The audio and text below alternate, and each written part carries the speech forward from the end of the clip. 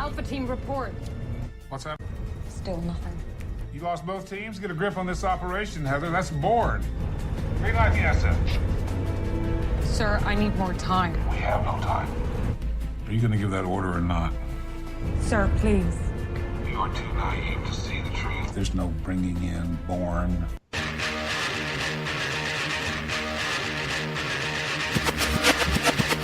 He will defend these police officers.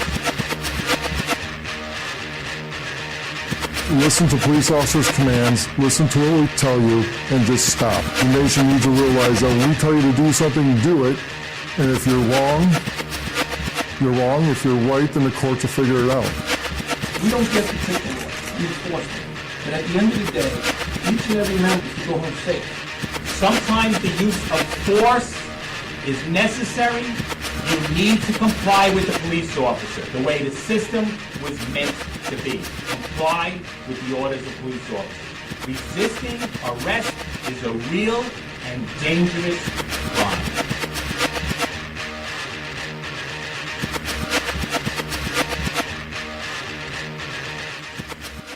Nonpartisan liberty for all. I'm your host, Dave Bourne, and it is October 26, 2016, and we're coming to you live from Las Vegas, Nevada. Or Nevada. I can't believe I said Nevada like the fucking tourists. Thank you for tuning in to Nonpartisan Liberty for All. We're on weeknights, Tuesday through Thursday at 7 o'clock Pacific, 10 o'clock Eastern on the Nonpartisan Liberty for All media and radio network, which now runs 24 hours a day, 7 days a week. And you can listen live on Spreaker.com and nonpartisanlibertyforall.com and to the archives immediately following the show on Spreaker, YouTube, Twitter, Tumblr, SoundCloud, Stitcher, and iTunes. On Nonpartisan Liberty for All, we promote self-ownership and the ideas of true freedom and liberty, meaning being able to do whatever you want as long as you respect the freedom of others and don't directly interfere with their freedom. Exposing government for what it is, a mafia based on extortion that rules without consent by threat of force and violence. And we, of course, are always happy to hear from you. You can reach us via phone at 702-470-7664. That's 702-470-7664. Or via Skype at username nonpartisanlibertyforall.com. And I'm still trying to figure out, I had my sound one level. One side was down more than the other. The past few weeks, I've been trying to get my sound back to, I don't know, maybe I'm just like a well, I am a perfectionist. So I'm not going to say maybe I'm just like a no, I am a perfectionist. And I want my sound to be like, I'll listen to old shows, especially now that we run 24/7. And occasionally I'll turn it on to see, make sure it's coming through okay and whatnot. And I'll hear the sound on an old show and I'll be like, well, that fucking sounds better than the new shows. And I don't know even my voice if I'm talking louder, because I feel like I am. Although in a way it's a good way, because I've listened to old shows where I was talking like I was falling asleep, and I've heard old shows like that. So I definitely, one thing that I've noticed I've been doing the past couple of weeks, I don't know how I've been doing it because I'm always tired. Like, I swear I have permanent mono or something. And when I had mono, I was not this tired. I had mono when I was 18. But anyway, I want to get the sound at least back to, I was at a point where I was like, there it is. That's exactly what I want. It sounds perfect. And I don't feel like the sound, feel like the sound is not as good as it used to be.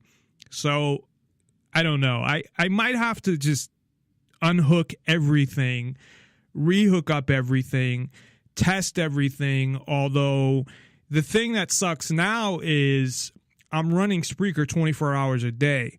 So if I happen to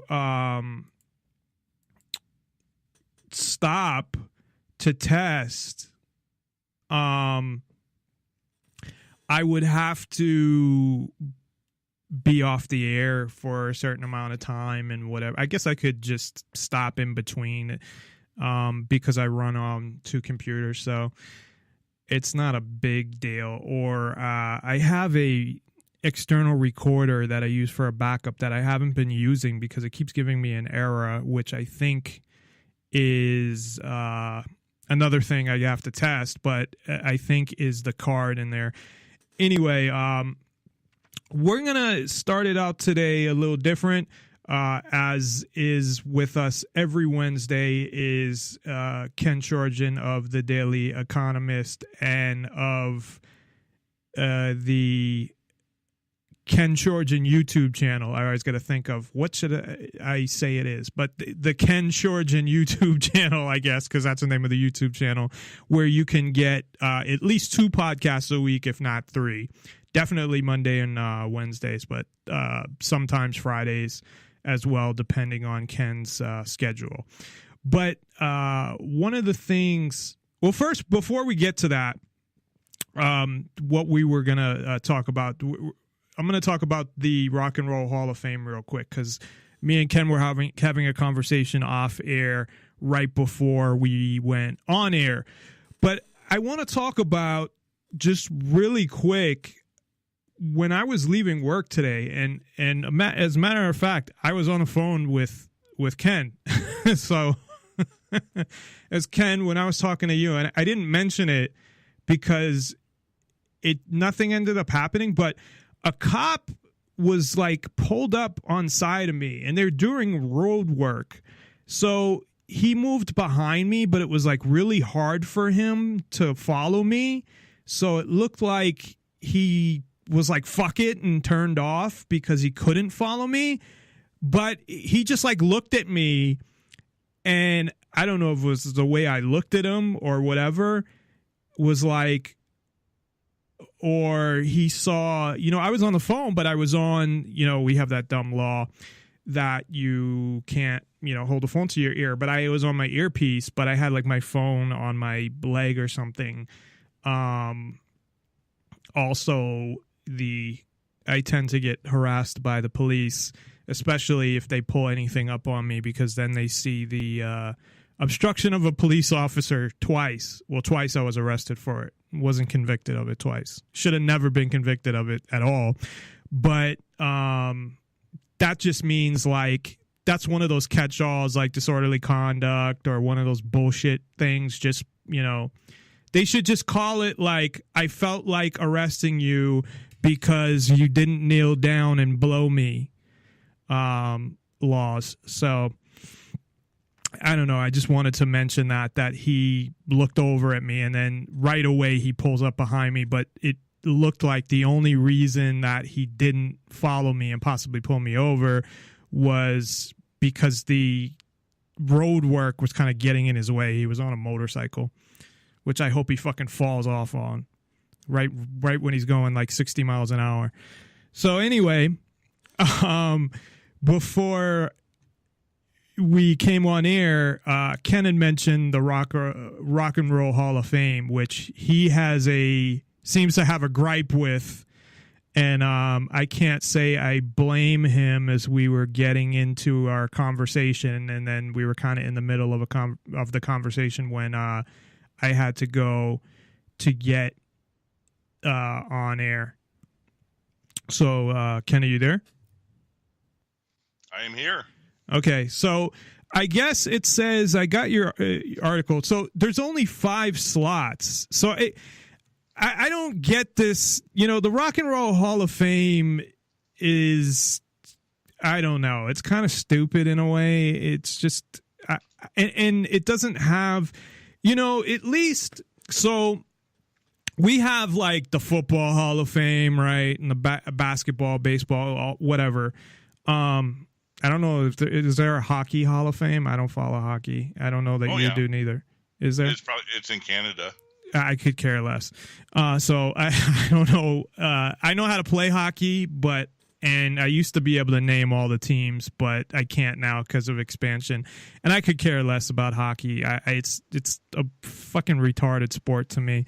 But any sport that the sport is not fighting, and don't get me wrong, like I used to get in a lot of fights, so I really didn't give a fuck. But if you're gonna stop a game to have a fight and then say that that's part of the game, that's retarded. Unless it's boxing, like it just doesn't make sense. And you're on skates, and it's just I don't know, whatever. Half the guys don't have teeth. It's disturbing. So, and on top of that, the only sport, because I'm so disgusted with corporations and how these companies like the NBA, Major League Baseball, as well as the NFL, but I mean, I like football so much that I still watch it, but I won't pay for the package.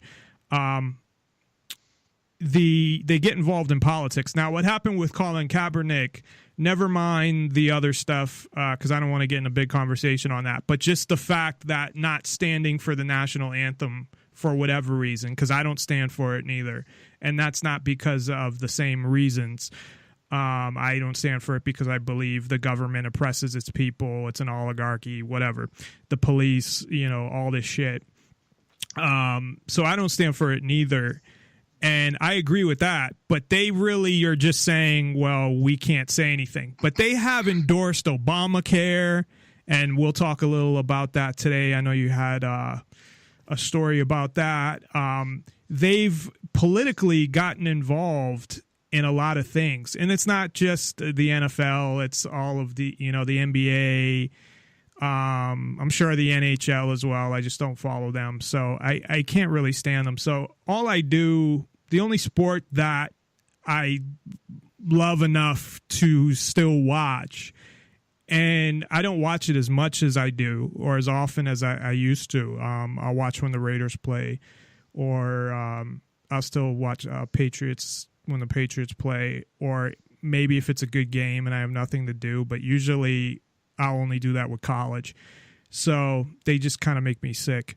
But anyway, my point being is that, you have measurable stats. I guess with and there's always arguments about that too. Like, oh, you shouldn't get in, for some sports, I think all of them, they'll argue if you get in if you're a first ballot Hall of Famer, like there shouldn't be first ballot Hall of Famers, no matter how good you are. And that's like retarded. I don't know why.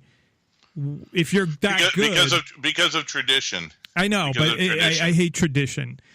Tradition is something. Well, some sports are based. Baseball is tradition. Well, baseball has been around. Right. It's been around forever. But so does football. Has not professional, but college football has gone back to that far as well. Right. They talk about like the Yale Harvard game or something. I think it's Yale Harvard. Yeah, it's gone back. They've played each other for like 100 years. So yeah, that goes back as well. But tradition is usually based on things that I don't like, that I would rebel against. Of course, being a rebel, but I'm not sure of all the criteria.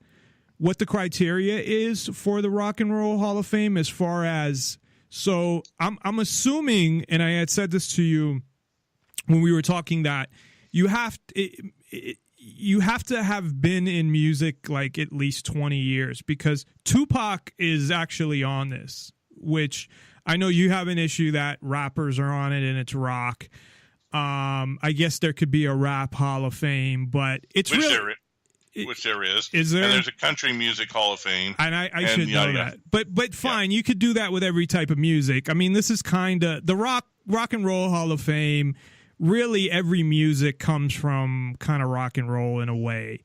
It or really blues. See, the worst part is that roll. they named it Rock and Roll Hall of Fame. Yeah, I understand. Had it been the Music Hall of Fame, because the criteria is this: artists must be eligible for induction or become eligible 25 years after release of their first record. Okay. And it must include influence and significance of the artist's contributions to the development and perpetuation of rock and roll. Well, and see, they specifically say right. rock and roll. Right. That's so. Rap is not rock and roll. Right. Country is not rock and roll. Gospel music is not rock and roll. Etc. Right. No, I understand. They should change. They should change that if they're going to do this, because you have a valid point if that's what it says. But like somebody like Tupac, I mean, the influence that he's had on millions of people, whether you like him or not, you can't deny that. But people, though, but it's on music. Okay, if you limit your music to musically one on specific, millions of people, right? But even as an influence, if your influence is limited to one genre of music, okay, then that's everybody's not a significant change. Everybody's usually one genre of music. There's some people that are mess around with kind of like pop. I don't know even what the fuck pop is, because pop could be rockish pop, or like R&B pop, or but for the most part, wouldn't you say that most groups are one genre of music? Not necessarily. In general, I'm not saying Eagles. every Take single. The Eagles. The Eagles are a band that could go into country. They could go into rock and roll. They could go into pop. Their music stems at least 4 different genres. But that's one group. But I mean, in general, and take a look at the Cure. The Cure could do rock and roll. They could do punk.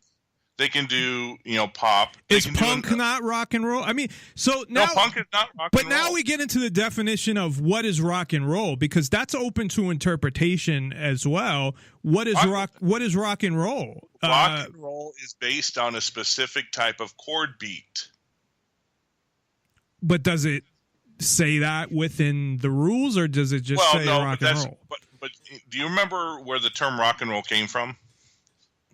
It came from a gentleman named Alan Freed, who was a DJ in the 50s in Cleveland, Ohio. I remember Alan Freed because he was one of the payola guys, I believe. Yeah, exactly. And he coined the term in the 1950s as a DJ in Cleveland, Ohio, and that's why the Rock and Roll Hall of Fame is in Cleveland, Ohio. And it was probably there's nothing else there anymore, so why not have the Rock and Roll Hall of Fame?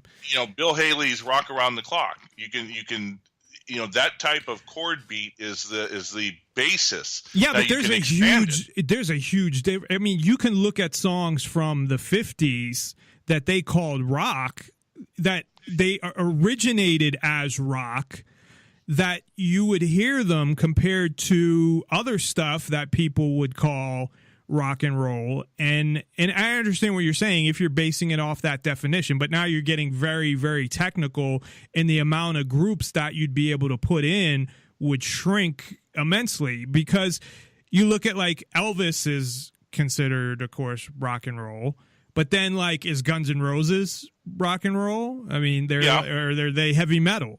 Heavy metal is an extension of rock and roll. Is Nirvana are they alternative? Is Blink-182, because they're punk, they're more punk than rock and roll, but they have rock and roll chords. You know what I mean? So you get into a whole, country is rap are good examples that you can define. Sorry, go ahead. Okay, you just sort of, in a sense, contradicted your own argument, because rock and roll is big enough to have a plethora of different types of styles that fit under the rock and roll category. But it doesn't seem like, based off if you go by that definition, if you narrow, how narrow is that definition? Like, would you consider disco rock and roll? No. Disco has its own specific type of beat sequence and chords that distinguish it as disco. Would you consider folk music like the Mamas and the Papas or know, Well, that's not folk. I think that's more Peter, like Paul, and Mary. R&B. Well, folk yeah, music that's folk. has a specific. Yeah, but- no, I agree with you that, like rap is definable. Country is very definable. There's stuff like that comes on the edges where you use the Eagles as an example, and I know some of their stuff, or Kid Rock would be a good example too, where he has rock and roll songs. He even has rap songs that he did that sound like straight up rap, like his first album that most people haven't heard. He has, country songs. So there are people that you're right that do cross, all these genres. There's not a lot, but I mean, there are people that kind of, you could put them in all of these genres. And I understand what you're saying. If you go by so is that your issue, or is your issue more like the list of people that are I do my sketching actually almost entirely in Photoshop. This pen is something I've been wishing for a long time. Nominated. I'm able to go in very No, quickly it's and a combination now of- something's of playing both. from Never this do that with a article. Mac. Something was just playing from this well, article, and It's not doing it on mine. You might. I've got ad Yeah, you block, so won't maybe you don't have ad hear block. it. So I got out of it, but let me get back in. But it wasn't doing it at first. It just all See, let me go through the list, and here's the thing. Supposedly, the individuals who, the old fogies. Think about this. Let me give you an example of how ludicrous the subjective choices of the Rock and Roll Hall of Fame are.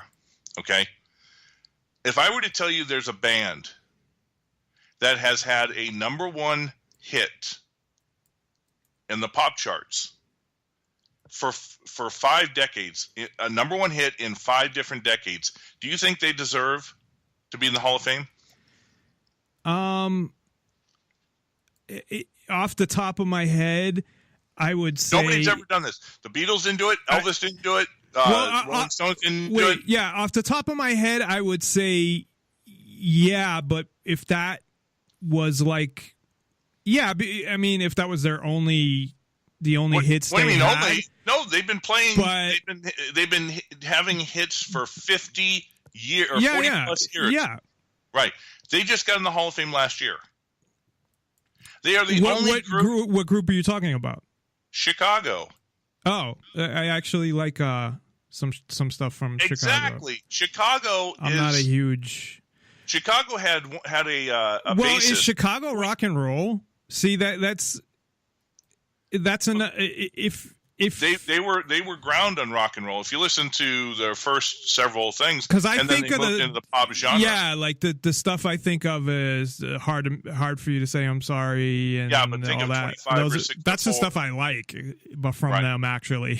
So See, there's a big difference between when they started out for the first say 10, 12 years, and then the Peter Cetera years. And then they moved why past- before they were around before him? Oh yeah, as a I matter of didn't know fact, that. Chicago, their original name for their And they're first English, 3 right? albums. No, God, no. Oh, they're are from they actually from Chicago? Yeah. So the only guy that wasn't from Chicago is Peter Cetera because he's English. Right. That's why it didn't make sense because I No, thought the whole.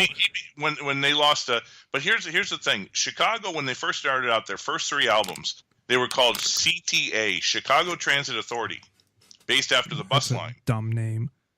Well, no, that was just a bus line. But they did their first 3 albums of that, and then they moved into just cut it down to Chicago and moved forward. So but Chicago is the only group in history to have a number one song on the charts in the 60s, 70s, 80s, 90s, and aughts. Aughts. 2000 to 2009. Oh, they That's did. what I the- didn't that's even know what they the were. Is Peter Cetera still their lead No, singer? Peter Cetera left the band When- probably like in the 80s. late 80s. Yeah, when he did like the Karate Kid, he started going solo and he did that Karate Kid song and some other stuff. He was the only reason I liked them because he had a good Like Saturday in the voice. Park. That was Saturday in the Park. I don't was know not that song. Peter Cetera. Yeah, I only know a couple of songs that he did because you would know I'm Saturday in the Park if you heard it. too It's one of the young most to- famous songs that is played all the time. Whatever. Okay, that was Chicago. Now let's take another band. One of the most influential American rock bands in history, got in, I believe, in 2014 or 2015, and that was Kiss. Would you consider Kiss rock and roll? I can't stand what's his name? Well, you don't have to Gene stand. Simmons. You don't have to stand. I know. But I'm not basing it off of that. I'm just saying we're on the radio. I'm making a commentary, but you know, I'm not a fan of Kiss. Gene Simmons and who's the other guy that the guitarist? Peter Criss. No, they're guitarist for Kiss. Peter Criss. No, that's not who I'm talking about. The most popular guy. I think he's Jewish too. Even though Gene Simmons was born in Israel, actually. Fuck, I can't think of his name. Paul Stanley, right. So, but yeah, because I heard him brag on Howard Stern before about their record sales and their hits and all of this shit. So I know that they've been not only huge in, their hits and stuff like that, but they sold all this fucking merchandise and he's all and about they have money. A cult following like you wouldn't believe. Yeah, they do. They even have a coffin. No joke. He came on Howard Stern one time, right, to introduce the Kiss coffin. He's like, it's going to be at the Jacob Javits Center in New York. You can come and buy a Kiss coffin. It's like a real coffin that's it's decorated like Kiss or something. I don't know. So you can go to the. I mean, the shit that he said, it was fucked up but funny. He's just like, you can be buried with Kiss. I want Gene Simmons to like jump in the, somebody to pay, how much to have him fucking jump in the coffin with them. And it was funny because they happened at the time to have a Gene Simmons imitator, so they were going back and forth about it. Yeah. So yeah, aren't they are they not? I don't know. Well, they are, but it took 20 plus years for them to get in. And, Public Enemy got in before they did. Yeah, you know what? I think that's although Public Enemy, if you listen to their old stuff that Rick Rubin produced, it has a lot of rock in it, and the beats. It has a lot of guitar and whatever, and, it's still rap, but it does have a rock kind of ish, like the Beastie Boys kind of. In their early stuff, because Rick Rubin produced a lot of it. But yeah, I think that was more of a political, not a political thing, but like we're going to put a rap group in to show, By the way, we put Public Enemy in. But Public Enemy is, if there was a rap Hall of Fame, they should be in it. I mean, I love Public Enemy, but based on your definition, then I would say no. But go ahead. Sorry. I was going to say earlier you had talked about a group called ELP, because I had said ELO, Electric Light Orchestra. ELP was Emerson, Lake and Palmer. Well, no, I was thinking of ELF or something. It was a group that had a one-hit wonder. They were a one-hit wonder group. Oh, no, that was KLF. How about this? Sammy Hagar is not in the Rock and Roll Hall of Fame. Not by himself, but Van Halen is. Right, Van Halen is, but Sammy Hagar. I don't know what he's done by himself. I remember he did. I Can't Drive 55. I know that's one song. I know he did a song for the Footloose soundtrack. That's about all Jethro I know. Tull?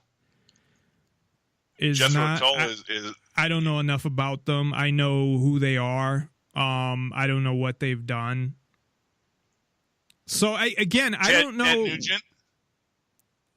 Again, I know who Ted Nugent is, but I don't know him for his music. I know like one song that he's done. So it's hard to say.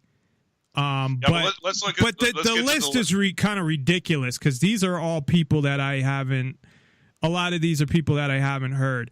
But I'm going to look at them both from the the only reason they shouldn't be in is because of rock and roll compared to what the fuck are they doing on here. So let's go through the list and then we'll move on to our other stuff. So go ahead. Do you want to go through the list? ELO, Electric Light Orchestra. So I have no idea who they are. So whatever, and they wouldn't be classified as rock, right? So. Oh yeah, they would be rock. Oh gosh, I thought they were an actual orchestra. Say that shows how much I know. No. That's just what they called themselves. And you got to remember, this is they were huge. I mean, we're talking bigger than the Bee Gees from the 1973 and 1978 period. If it's been that long though, and they haven't fucking got in, So you say, okay, 25 years, and that's why Tupac's on there. And I would say, and that was the second one, because his first album came out in 91. It's been like exactly, I think, 25 years, if my math is correct. So, and Tupac should definitely be in a Hall of Fame. Now, if we go by the rock definition that rap group shouldn't be in there, then he shouldn't. But that's already been broken. So are you going to put Public Enemy in there but not put Tupac in there? I mean, you can't do that. You can't. Once you've broken we're putting basically any group in here, how do you go back? You know what I mean? So to say Run DMC, Public Enemy, those are the two rap groups that I know of. Beastie Boys, I believe, are in there, but they kind of experimented with rock. They were a punk band before they became a rap group, and they did do rock stuff. Punk is a style of rock. Right, but yeah, so Beastie Boys is a little different, but I know Public Enemy and Run DMC is in there. So if they're in there, then Tupac should be in there. But I understand your point saying Public Enemy and Run DMC. And Run DMC did the same thing where they did, early rap had a lot of rock in it, had a lot of guitar and shit like that. Now, Tupac didn't. Right. But Run DMC did, and so did Public Enemy in their early stuff. I mean, I could play you some old Public Enemy stuff. I'm not against Public Enemy getting in there. I'm just against Public Enemy getting in there before a great number of bands who were much better. I mean, Public Enemy. Well, it's a matter of taste, though, and opinion. So it's what do you go on? So let's go through the list real quick and then talk about what you go on. And I don't want to spend too much time on this, but we can spend maybe 10 more minutes. So go through the list and So the second we talked about Tupac, and so keep going. The next one was a little hit disco. They were popular in the disco era. They don't deserve to be here. Chic. I've never heard of them. The Cars. Yes. The Cars I've heard of. Rico Kasich was one of the best rock pop singers of the 1980s. And they say out of these, there's only 5 slots. So they pick 5 out of this list that we're going through. Right. So the Cars, I guess, I wouldn't have a problem. I don't know a lot about cars, but I don't know a lot about cars neither. But yeah, I've heard some of the Cars stuff, and I know they were a popular group, so I would say yeah. Yeah, and frankly, the Cars deserve to get in, but I don't think they deserve to get in. To me, if it's been 20 some odd years and you put in 5 per, the Cars are not in the top 100. The Cars are probably in the top 150 to 200, so I would put them in a few years down the road. Pearl Jam, like Nirvana, did have a massive influence. Yeah, they did. And Pearl Jam should have been in. They were probably second to Nirvana. No, but they just became eligible because they came out in like 91 as well. So yeah, I think this is their first year eligible for the Rock and Roll Hall of Fame. So I would do the Jam, but the grunge rock era was about maybe 4 to 5 years. That was about it. Well, part of it was I don't know, and none of us really know what would have happened with Nirvana and their legacy. They have the legacy that they have because Kurt Cobain died, and I saw a documentary on that, and a really convincing one, actually, where, and I don't, base just watching one documentary, but that, the suicide may have not been a suicide, but that's a whole nother story. But we don't know what would have happened had Nirvana gone on. They could have, they could have been a type of group that they came out with 2 albums and then we never heard from them again. You know? But they did have a huge, whether that had happened or not, and you're right, that whole grunge thing, maybe a little longer, because I was in high school during that time, so I saw it, firsthand with kids that were, I saw the huge influence, man, even in how people like dressed and all of that shit. I saw it firsthand, how it even affected Massachusetts, the Boston area and this is out of Seattle. So yeah, it had a huge effect. And of course, by the time, after 5 years, I was already out of high school. So I don't know how long that went on, but I know that like my brother, who's 3 years younger than me, him and his friends were into all that stuff too. And it was really started by Nirvana and then Pearl Jam and those, there's probably a couple other groups as well that had started that. Right. Joan Baez. Joan Baez, to me, is a folk singer. She's from the 70s, right? And no, she started in the 60s. In the 60s? She was at Woodstock, wasn't she? Or am I thinking? She was in that era, yeah. She had 8 gold albums, 1 Grammy, which was a lifetime achievement, and 7 Grammy nominations. But to me, her music just wasn't rock. It was folk. And I don't put folk music into the rock and roll thing. And, this goes back to my opinion. There's so many different Hall of Fames for types of music that they could separate this out. Just like I wouldn't put Peter, Paul, and Mary or the Mamas and Papas or any of those type. So that's just my opinion on that. Shaka Khan. Do you know what just real quick, what they have numbers besides them? Do you know what those mean? Those are the odds. Oh, okay. Yeah. Okay, so that's fine. So yeah, Shaka Khan is not rock and roll. I really don't know how successful they were. I know who they are. I've heard a couple songs by them. I don't know that they are that big. It's not a group. It's not a group. It's her. I thought it was Shaka a group. Khan is a female. No, she's a female vocalist. She had a really famous song called "I Feel for You." Yeah, I know the song. That is used so many places. But as for the rest of that's like the only song I can think of that she did. Right. MC5. No idea. I've never heard of him. Janet Jackson, although there's some rock and roll influence in some of her music, I wouldn't consider her rock and roll, but I would definitely consider her, I mean, she's a huge star and she's, sold millions of, tens of millions of records. Right, but she only had a limited lifespan too. Yeah, but it's not as limited as you think. I mean, she at least 10 years was selling, going platinum with almost every album. Then she fell off. But I mean, she had enough of a time where she did become, she reached that kind of megastar status. Now, part of that is because she's part of the Jackson family. Not the record sales, but I mean, becoming, the superstar status that everybody knows Janet Jackson, and they always, she'll continue to kind of be at that superstar status because of she's part of the Jackson family. But at the same time, she had a lot of platinum albums. I mean, she was overshadowed by her brother because he'd sell like 10 million albums and she'd sell like 5 or something. But she had a lot of successful albums because I'm a fan somewhat of Janet Jackson, and I have a lot of her music. I don't know what to call it now. Records, MP3s, CDs, whatever you want to call it. So she's considered the queen of pop.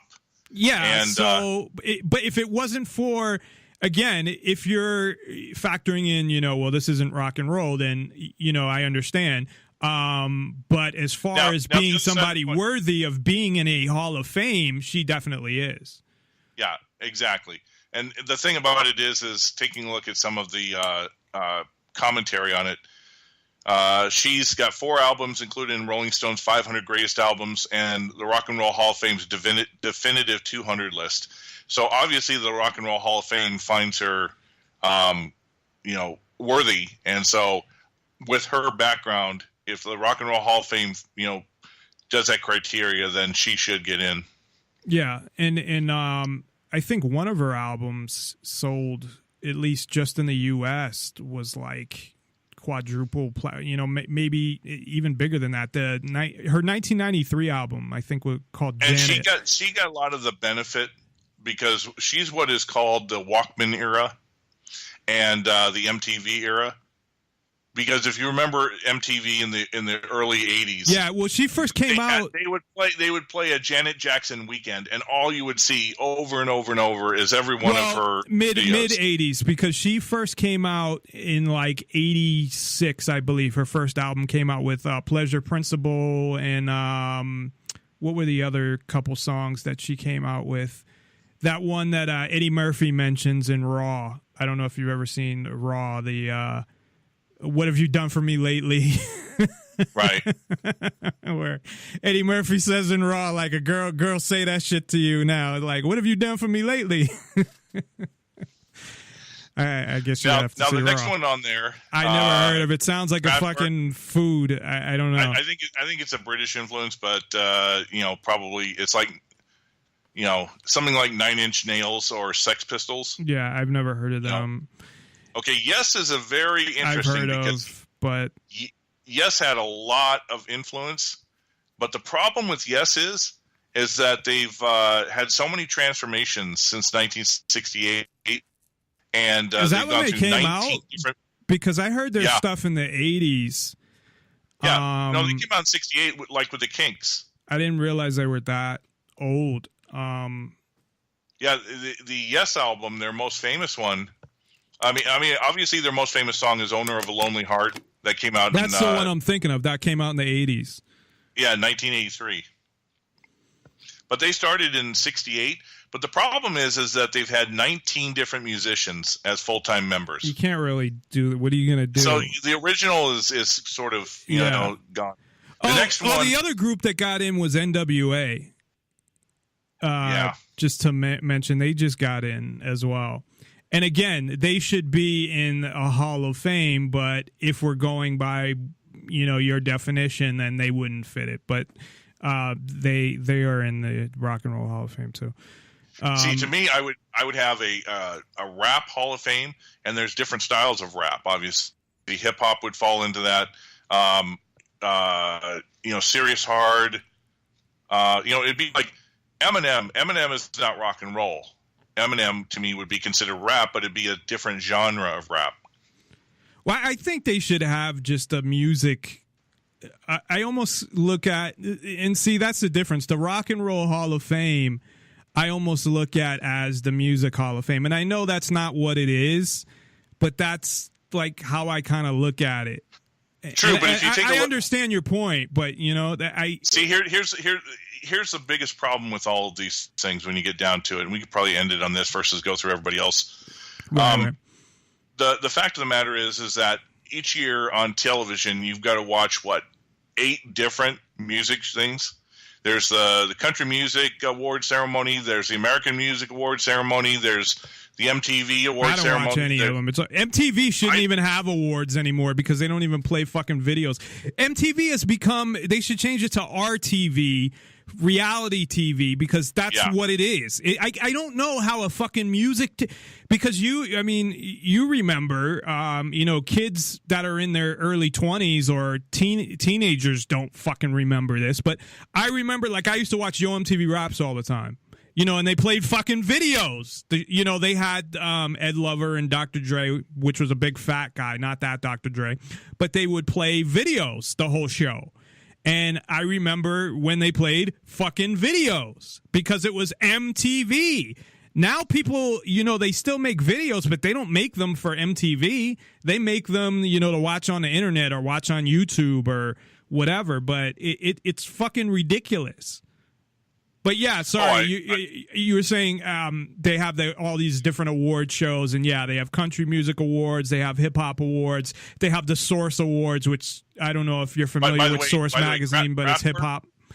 Let me give you a thing about Kraftwerk, and this is what's interesting is talk about influencers, but nobody heard of them.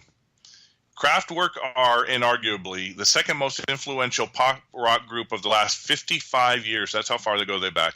They were the first pop act to entirely replace their rhythm section with distinctly synthetic instrumentation, and the first act to use a pulsing synth throb as their unvaried signature. It sounds like the entire age of electronic dance music. It sounds like a porno description or something. The entire age of electronic dance music and synth-based pop derives from their inventions. Now, there's an interesting, when you take a look at some of the, like jazz. Jazz has a point where it goes into rock. It's called fusion jazz. Yeah. And rock came from jazz, really, or came from, that type of. Well, you know what the big difference between rock and roll and the music, everything up to before it, the electric guitar. That's the difference. True. That's really the start. But a lot of music just evolved. Same instruments. No, I know, but an amplifier. But music evolved, and stuff came from things like blues and things like that, and jazz, and things evolved from other things, or fusion of taking something from one form of music and then taking something from maybe another. But I guess we'll end it with this, and then I'll give you a chance to kind of give your last thoughts. It's my issue, I guess. I don't so much have an issue with it being called the Rock and Roll Hall of Fame, although I think they should just change it to something that includes all music, really. And then if they want to have, I know what you're saying, that there's a country Hall of Fame and there's whatever.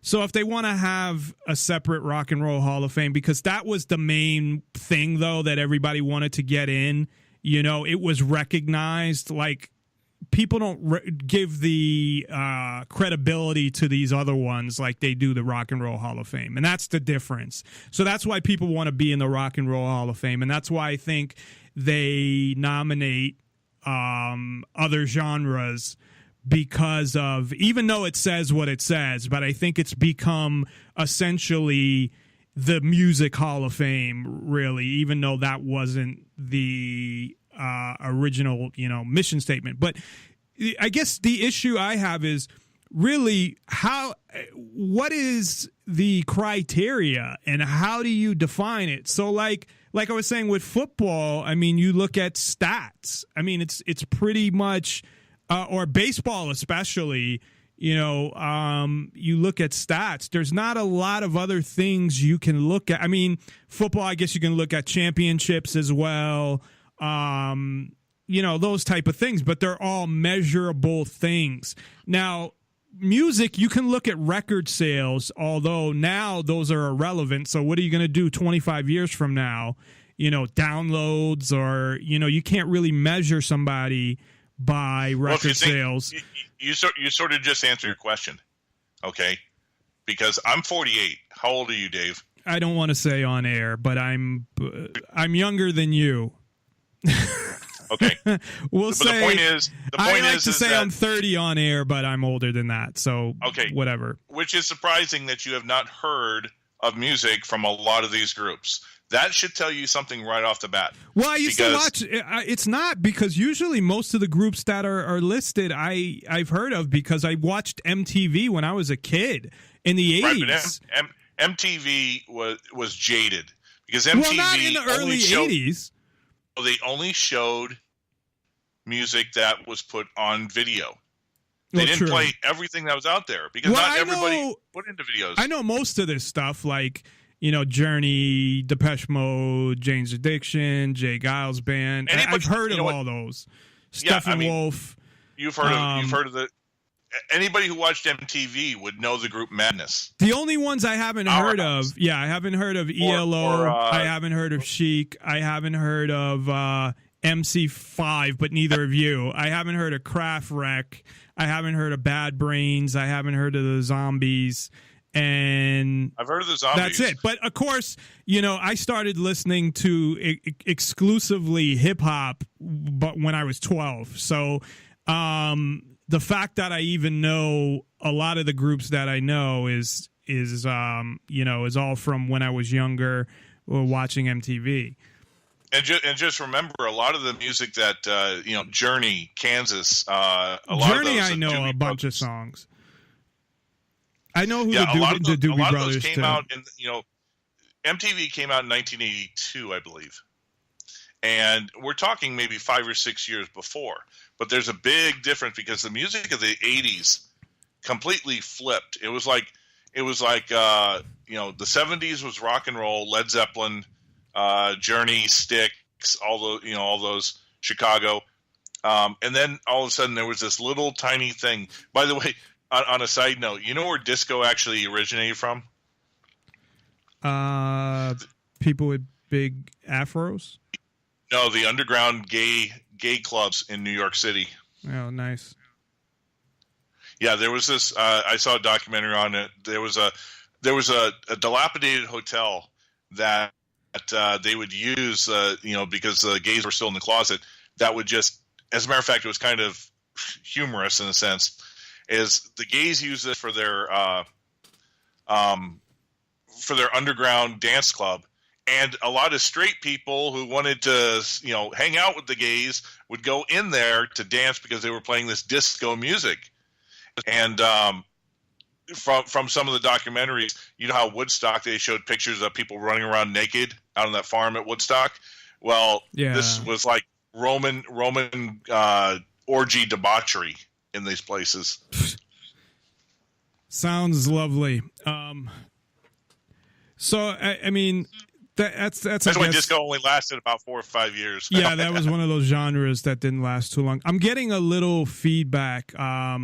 So I don't know if you got headphones on or if you could turn down my sound to you, because I'm getting a little feedback there. But I don't know. So that's pretty much all I got on that. So as we got a lot to talk about, but anything else that you want to say about it? Not right off. No, it's one of those things that 1 year and a lot of controversy. A lot of people have thoughts on that. I'm a music snob. I believe each genre should be relegated to its own genre. But my music is. You like to separate out things and classify things, and my music was 68 to about 86. That was it.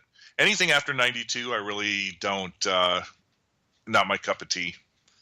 And nothing today. I'm kind of but I don't listen to it. I'm kind of getting like that in the past. I don't know, 5, 6, 7 years, where the new hip hop that comes out is like garbage. So most of it, not everything. Well, I'll still buy new, or I'll get them from the library, new, whatever you want to call them, CDs, I guess, from artists that have been around that I know that are still coming out with music. But if the best music they can come out with is Britney Spears, Justin Bieber, and Ariana Grande, I don't get that shit. Then forget about it. No, I'm talking about nothing. stuff that you wouldn't hear on the radio because it's like hardcore hip hop or whatever, or some R&B. Like I do actually like Justin Timberlake, believe it or not. I admit that I like Justin when the beats are produced by Timberland. I like Justin Timberlake. I don't know if you know who Timberland is, but he's a producer and rapper. He's produced a lot of people. So anyway, that was economics. What do you want to start out with? So there's a few different things, actually probably a lot of things to talk about. Spent a lot more time on that conversation than I wanted to, but that's fine. It was something different to talk about, and I thought it was interesting. let's start with France and what they're doing, because from what you had said in your podcast, and I ended up fucking falling asleep. It wasn't because of your podcast. It was because I have no energy anymore. And I went to lay down while I was listening to it on my futon, and then what happens? I fall asleep, which I didn't want to do because I didn't want to wake up right before the show and then have to wake up during the show. But anyway, from what I understand, in France, they're basically just gonna, if you don't have a job, they're just gonna give you money. Oh no, if you have a job, they're gonna give you money too. Well, yeah. Well, if you have a job, they're gonna give you money, but they're just gonna give everybody money whether they have a job or not. And that other European countries are gonna follow or doing this too. Well, or actually, France is number 4 on the list. Okay, Canada. So there's 4 of them that are already doing. So what? I guess to start with, how many countries? Well, first of all, what exactly are they doing, and then we'll get into the countries. What they're talking about doing is a basic. So has anybody done this yet, or is this just what they're talking about? Yeah, there's 2 that are in the works for it. One of them failed on a referendum, but they're going to bring the referendum up for the next year's vote, and that's Norway and Finland are talking about it, seriously talking about it. France is now doing an experiment. They created the survey. They did a survey of it, and they're going to do an experiment with 30,000 people. And if it works, then they're going to go ahead and do it with the whole expand population. It to everybody. Okay, so Canada has a province that is doing it. Okay, so what exactly are they doing, or how are they doing? Are they all pretty much doing it the same way, very similar? Well, it's going to be a different amount of money. A lot of this stems from the fact. Okay, 2 reasons. The first reason is that between 40 and 60% of the people are already on welfare anyway. Well, first, so you might as well expand it to the whole thing. Right. So what exactly are they doing though? Like, so are they? If you don't, they're talking about every month giving $2,500 to everybody per family, or 2,000 euros per person, and they're even going to give like 600 euros for every kid you have.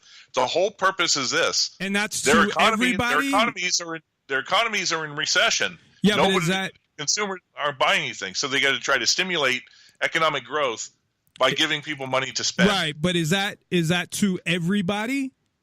To everybody, whether you have a job or not. So is this enough money, or with most of the countries, the money they're talking about, or the countries that they're experimenting in France and Canada? Is it enough money to live on? Oh yeah, but you have to spend it. You can't save it. Well, how do they know? So how does that work? Well, they'll probably give it on a debit card, and you got to spend it. And at the end of the 30 days or whatever, if you have any left on it, then they probably just eliminate it. Oh, so it's kind of like and give you a new card. You have, or they'll erase the deposit on there and then pump another one on there. Can you buy? But it does a number. Can you of buy things. Gold with it? I'm sure you could. The point, and that's the thing about it is buying gold up to a point is also stimulating the economy, because you probably could only spend it locally. It wouldn't be recognized elsewhere outside the country. Right. So if you go to a coin dealer and buy gold, well, they're paying taxes on it, and they're going to take those coin dealers are going to take the money and go buy, grocery shopping and gasoline and things like that. So it's trying to get the velocity of money going. Right, I understand that they're trying to stimulate the economy by giving out money, and then they'll spend that money, so that will stimulate the economy. But while they're doing it's going to destroy the economy. Not necessarily. How? Not necessarily. How much more destroyed can the economy be anyway? Well, what are they giving out, first of all? Are they giving out euros? Yeah. So how does that, because this is what I was thinking about. So I know Britain's, getting out, which is everybody should get out. But how does that not ruin the currency for other countries that are everybody that's in the European Union uses euros, right? Well, the problem is that, like I said, the ECB has already printed so much euros it's not even funny. The whole here's the truth of the matter. The whole thing's a scam.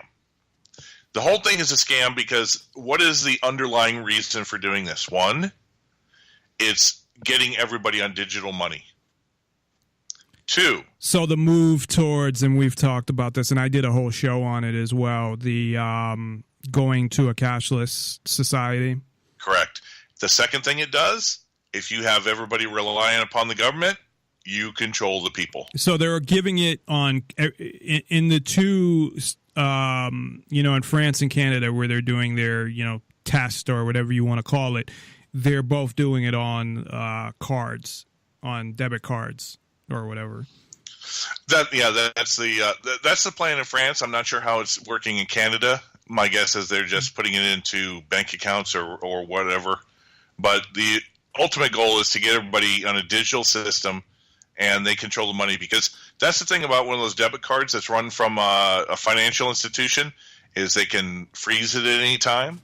They can take out whatever digital money's in there. They can do anything. They can, exactly. They can not only, is there the tracking of every little fucking thing you do. There's, like you said, there's the freezing of it. There's the if you write a blog that they don't like, right? They can take money from you. They can fine you if they feel like it, and just take the money right out. And there's no way, now you can hold cash and they can't do shit.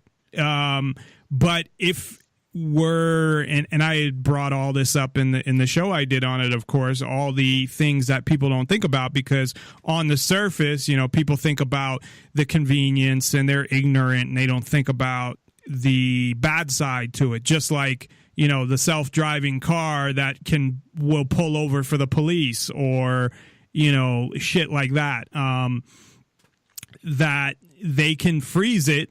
If they feel you committed a crime, which I'm sure as time continues to go on and they run out of, I know they will never run out of laws to pass, but as they become more tyrannical, not just France, but every country, because I'm assuming this is the plan for every country at some point, not giving out the money, but the whole cashless thing is, the more laws they write, the more you could be considered a criminal, whether they want to take guns away or whether they want to limit your speech and say this is hate speech or this is this, and they can automatically fine you, or they can automatically say we're going to shut off your card. You're a fugitive if you don't show up for court, even though it's a bullshit crime that it shouldn't even be illegal. They could pass all these laws and essentially have another way of controlling you where how the fuck you gonna escape, and you're not. And there's just so many things that it gives them the ability to do, along with being able to track every single transaction, which they pretty much do now. But if you use cash and you don't use a store card, then they can't. But that's the only way they can't. But you can do that if you want currently, but not if they go cashless, obviously. Yeah, and this is something that is completely insane, because the only thing that has kept price inflation from just skyrocketing in every single country, including the United States, has been the fact it's not about monetary expansion. I mean, that's the textbook definition of hyperinflation, expanding the money so it's no longer valuable. What they've been able to do is they've been able to keep everything financialized, the Wall Street and the banks, and then out of the general economy. And so what we've had when they talk about deflation, we've had the velocity of money. Now, do you remember what the velocity of money is? Velocity of money is a tracking mechanism of how many times a single dollar gets passed around in a given period. So say you work for XYZ company, you get your paycheck. You go you're on your way home and you stop and get gas. Okay, then owner of the gas station takes his money, goes home and gets groceries, and then the grocer then takes the money and buys more product to fill his and thing. You're talking. How many times does that single dollar get passed around? Are you talking about just cash, or are you talking about even electronic?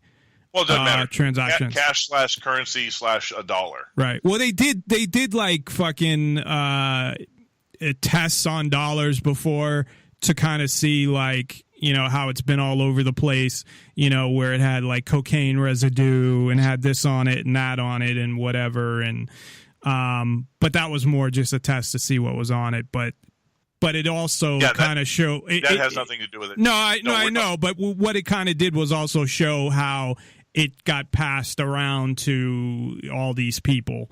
So it was kind of similar in that sense. But no, I know what you're talking about. Yeah, if you, I remember you did some studies on drugs and all that, and if you take a look at some of the pictures of like who was the big drug lord for a long time? Pablo Escobar.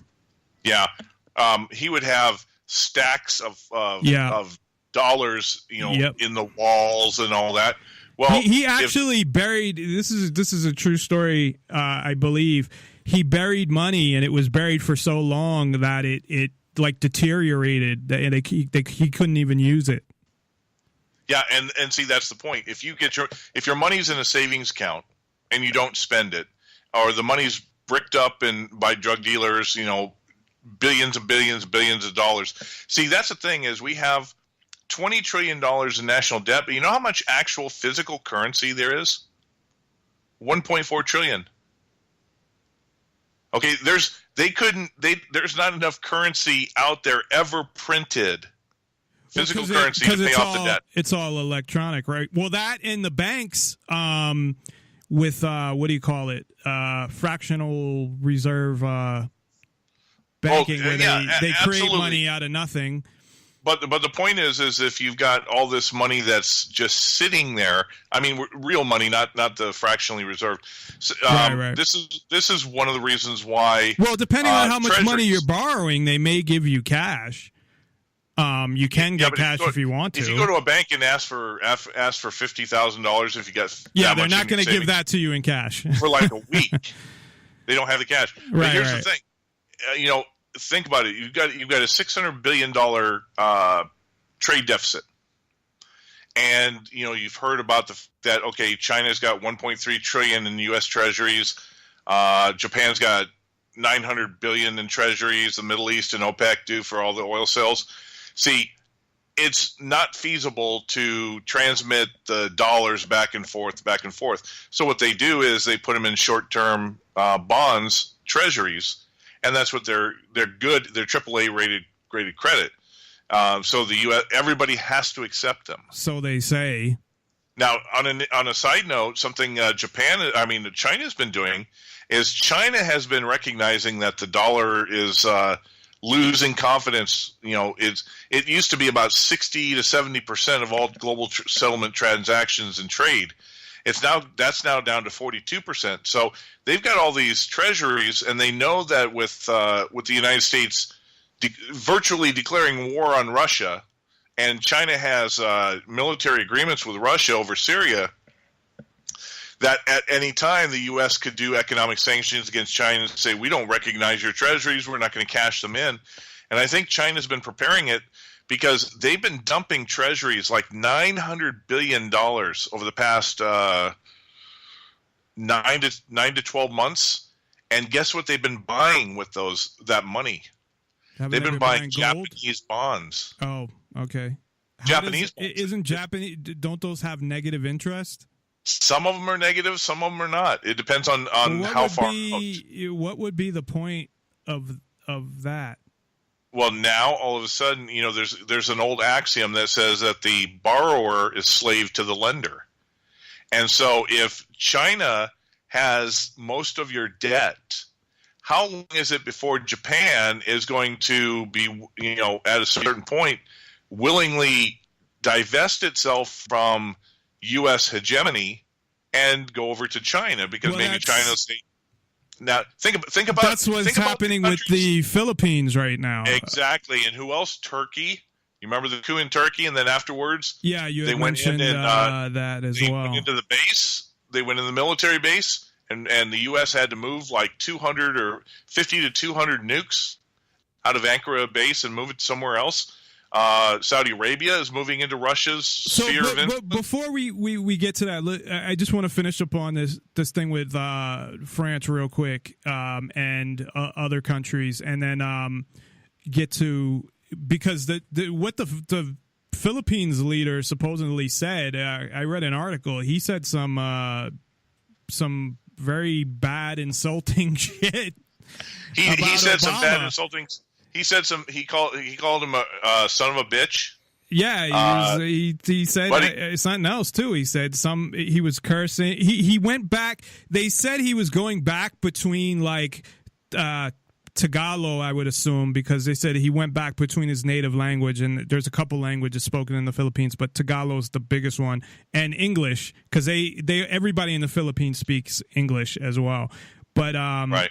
That he was like cursing and, you know, China's better and China are our friends and Obama's, you know, a fucking moron or something. I mean, he didn't say that. The state recently the State Department says every time we try to call him up to talk, we have to hang up because he can't stop cursing at us.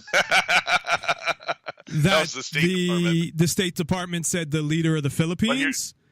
Yeah, or they're trying to mend fences or whatever. But here's the kicker: of course, the Philippines. You know how China took over some of those islands in the South China Sea that are in dispute. Well, most of them are more into the Philippines section of the South China Sea than China's section. And the United Nations, a court in the United Nations said, "Yeah, those are Philippines islands." Well, guess what? Duarte, the leader of Philippines, now that he's pivoting into China, is having no problem at all that letting China go ahead and do this. You know why? Because China procured up a $31 billion interest-free loan and said, hey, here you go, help your economy, and by the way, we'll help you rebuild your ports and your infrastructure. Yeah, they're a very poor country, the Philippines. I've been there and I know enough about it. But they're a very, very poor country. And here's the other thing is Duarte has been executing drug lords. Well, who's one of the biggest drug lords on the Philippine Islands? The CIA. Yeah, I was just going to say that. And he's already demanded that the CIA get their ass out of town. So. Well, I don't agree with them executing fucking drug lords. I'm sorry. But, you know, so if the Philippines wants to become, not that the United States is much better, to be honest, than China. It's hard to really measure that because I don't live in China, and you know I don't go through whatever the people there do, so I don't know what their everyday life is like or what goes on between them and the government. I do obviously know within the United States. I don't know if they have police. As far as I know, they don't have. Well, they could have police killing people and just burying them, and no one finds out about it. Who knows? What, in China? Yeah, but in China, if you're a prisoner, and you've got a certain level, they'll take all your organs and sell them on the black market. But yeah, that's fucked up. But what the Philippines is doing, and that's the government, so I don't blame the people, but that's totally fucked up. What's going on in the Philippines and has been going on for years is the equivalent of what the British did to the Chinese during the Opium Wars. They forced them to get addicted. And so that's where Duarte is saying enough is enough. And I don't think you can force anybody to get addicted to anything. You make that's self-responsibility. So you can make something very available if you want. That doesn't mean anything. there's a lot of things that are really bad for you. We talked about high fructose corn syrup a couple weeks ago. Does Big Pharma get people addicted to drugs that are supposed to be like safe for you, like OxyContin and all those? Hey, the doctor prescribed it to me. It must be safe and good. No, they get well, some people start to abuse them. And I remember when I broke my ankle in 2006, and I took painkillers for like 4 months every day. And then when my ankle was good, I didn't take them anymore. So, that was back then. But so I don't know. It's people have enough information to say, then I don't want to take painkillers, or I don't want to take this. And but you're in a poor country like the Philippines, okay? Just like China in the 1800s was poor compared to the British Empire. You have when there's no future, there's no hope, there's nothing. Yeah, their hope is that for females at least, that some American will marry them. Yeah, but no, the point is that's the culture has gotten so addicted that he pretty much has had to lay down the law, and his approval rating is 91%. So well, then if that's true, that 91% of the people actually support someone like that, then fuck them too, because that's totally, to me, anti-freedom and this whole, because of this. And you know what percentage, when people say that, and I did a whole show about perception. So like in the United States, there's 321 million people, right? That according to the U.S. Census in estimate from like 2014. It was either 2015 or 14, whatever. And then I went to the CDC and got, how many people died and whatever. But, I was looking at something like gun deaths compared to the total, like 2.6 million people died in 2015. And if you don't count suicides, which I don't know how you can, because that's not what I'd consider. Yes, they use the gun to commit suicide, but you can use a lot of things to commit suicide. As far as the argument to ban guns, and the number was like 12,000 people died from guns, and that includes, whether it's gangs or people with illegal guns or whatever. Although I don't believe there should be any restrictions on guns neither. But the point being is that when you put it in perspective, they call things epidemics when 1% of the population is doing something, and then now it's an epidemic. Or they say when 60 police die in a year in the United States, that there's a war on cops because 2 people actually purposely shot at cops, which happens every year. There's a certain amount of people, a certain amount of cops that die. It's usually around the same number. So this year, I forget the last number I looked at, but it won't be more than 100. I don't even think it's been 100 ever. Okay. And we're talking about, thousands of police officers, and it's not even in the top 15 most dangerous jobs. It might be number 15 or 16. So point being is that people don't put things in perspective. If on the media every day they just cover, which they do, and that's why I call it government media, but if, on the government media, if they cover every day like they do, violence, murder, all of these things, people think that that's what happens to everybody all the time. This place is dangerous, that place is dangerous. So my point being, I can't speak to exactly how far things have gone in the Philippines and what the issues are, because I haven't really looked into it. But I can say in general, and I don't know if you agree with me on this or not, that people don't put things in perspective. They don't look at how the percentage of the population compared to what happens, or the amount of people that die and the percentage that die from like guns. It's not even 1%. They don't put things in perspective. They look at one or two fucking incidences and say, oh, look, this happens all the fucking time now. And this is an epidemic. And it's not. And it's ridiculous. Well, pretty much the whole drug concept, drug war, and all that, I pretty much stay out of it. But I just look at the fact that well, you did say on the radio or on your podcast today that they should end the drug war. So, they should end the drug war. But that's the United States. The rest of the world, you know what? I really can't speak for them. It's the same. It's the same thing in the rest of the world because the reason because why I can't impose. If you think about it as a libertarian, I can't impose my views on somebody else. It's not about imposing your views. I'm not telling people what to do. I'm saying my opinion is that the whole. See, I don't get that though. So because you live in America, you can't have an opinion about another country. Is that what? Oh, I can have an opinion. Well, that's what I'm saying. Yeah, but it's when it gets to policy and programs. It's the equivalent of like there's an interesting thing about it is there are a number of major truck stops like Flying J or whatever. I'm not sure if it's Flying J, so I'm just. I heard this story, but go ahead and tell it. Yeah, they have now redone their bathrooms.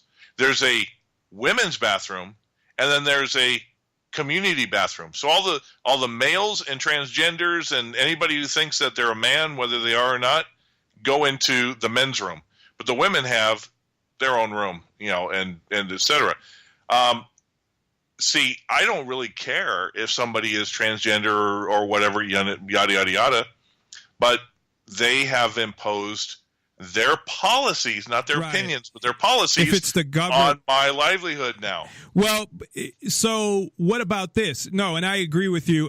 I think that it's up to the business. If the business wants to do that, they have the right to do that. It's their fucking business. If the business does not want to do that, then they shouldn't have to do that. However, how far do you take it?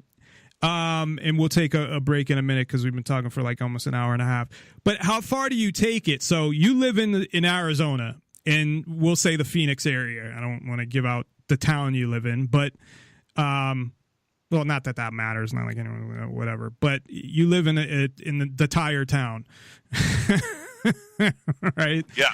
But it sounds like the entire town. But anyway, so you live in the state of Arizona in a certain city. So do you, because you live in America, then you can say that in this state should do this, or in this city they should do this?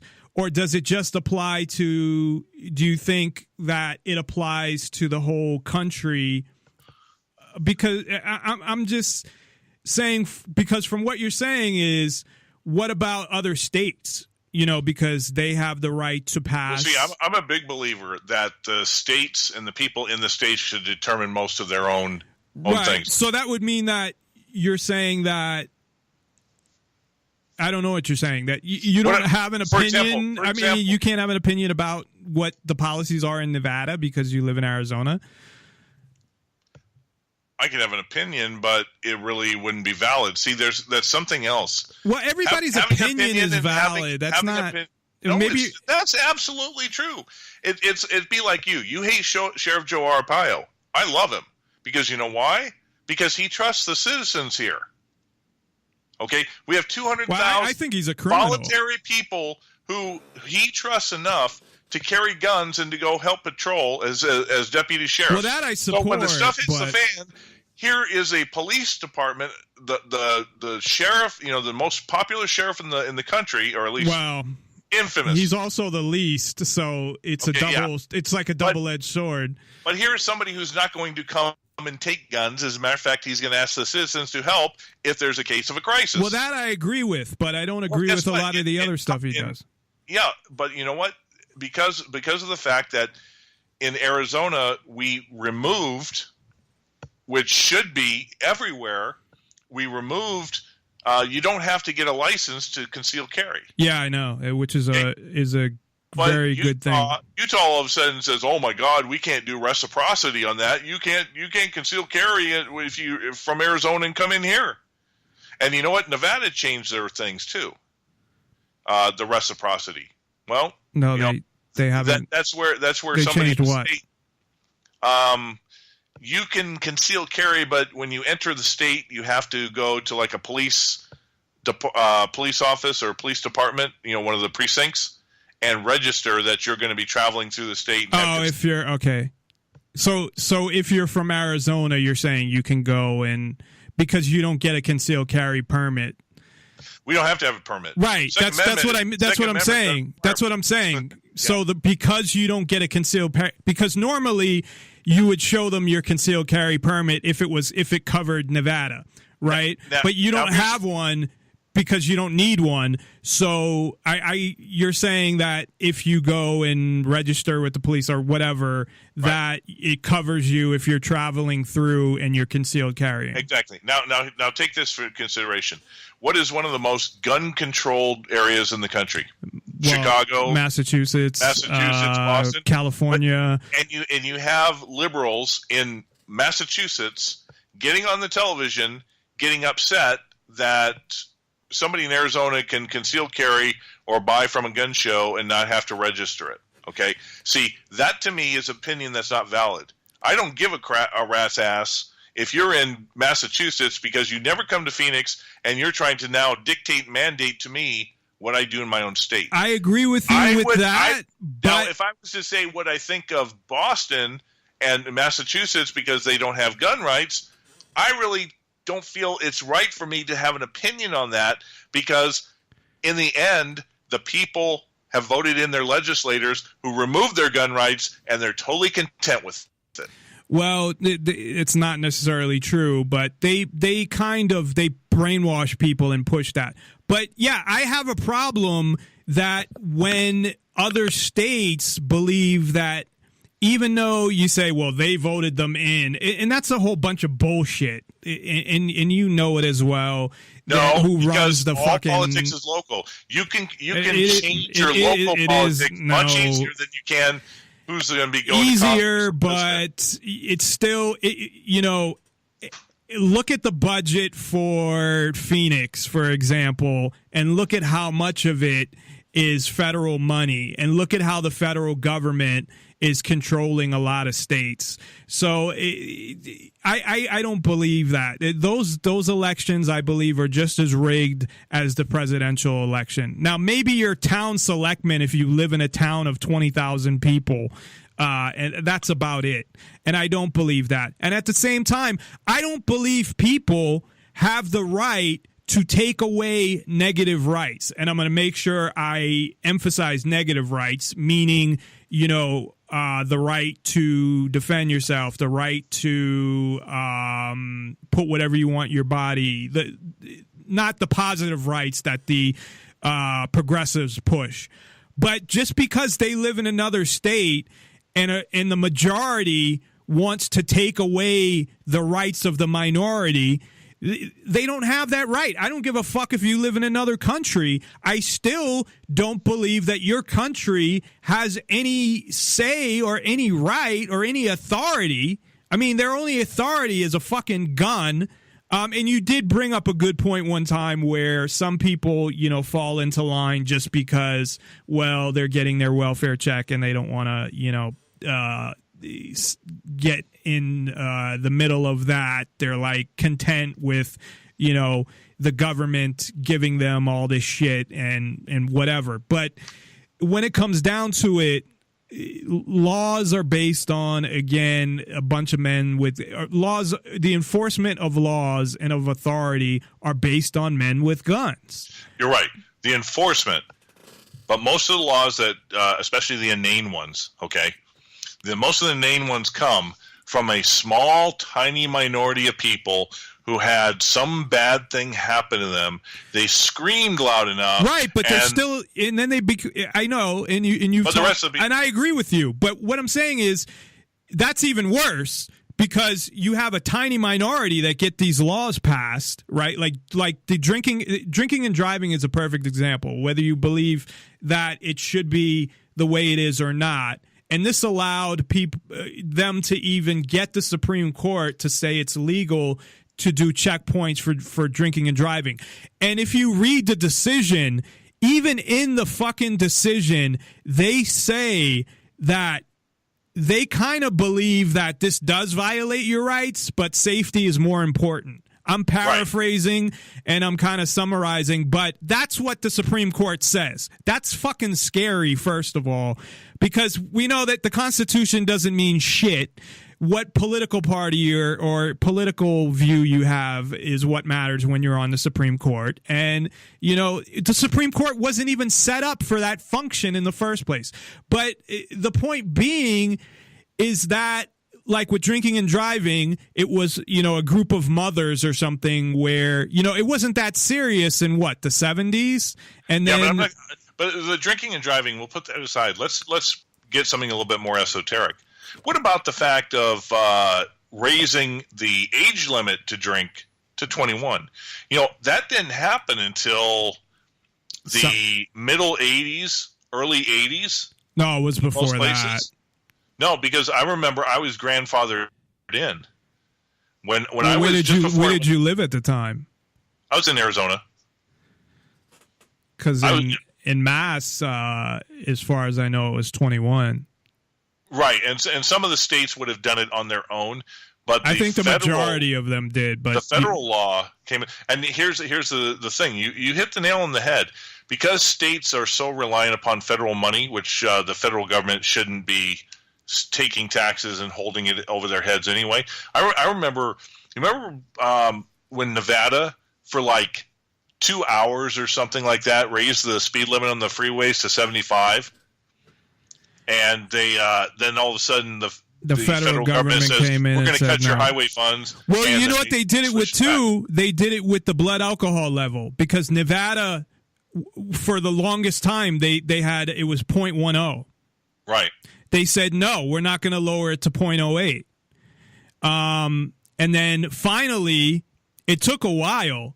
Finally, the federal government said, well, we're not, same thing. We're not going to give you the money for highways or whatever. So then they changed it to 0.08 from 0.10.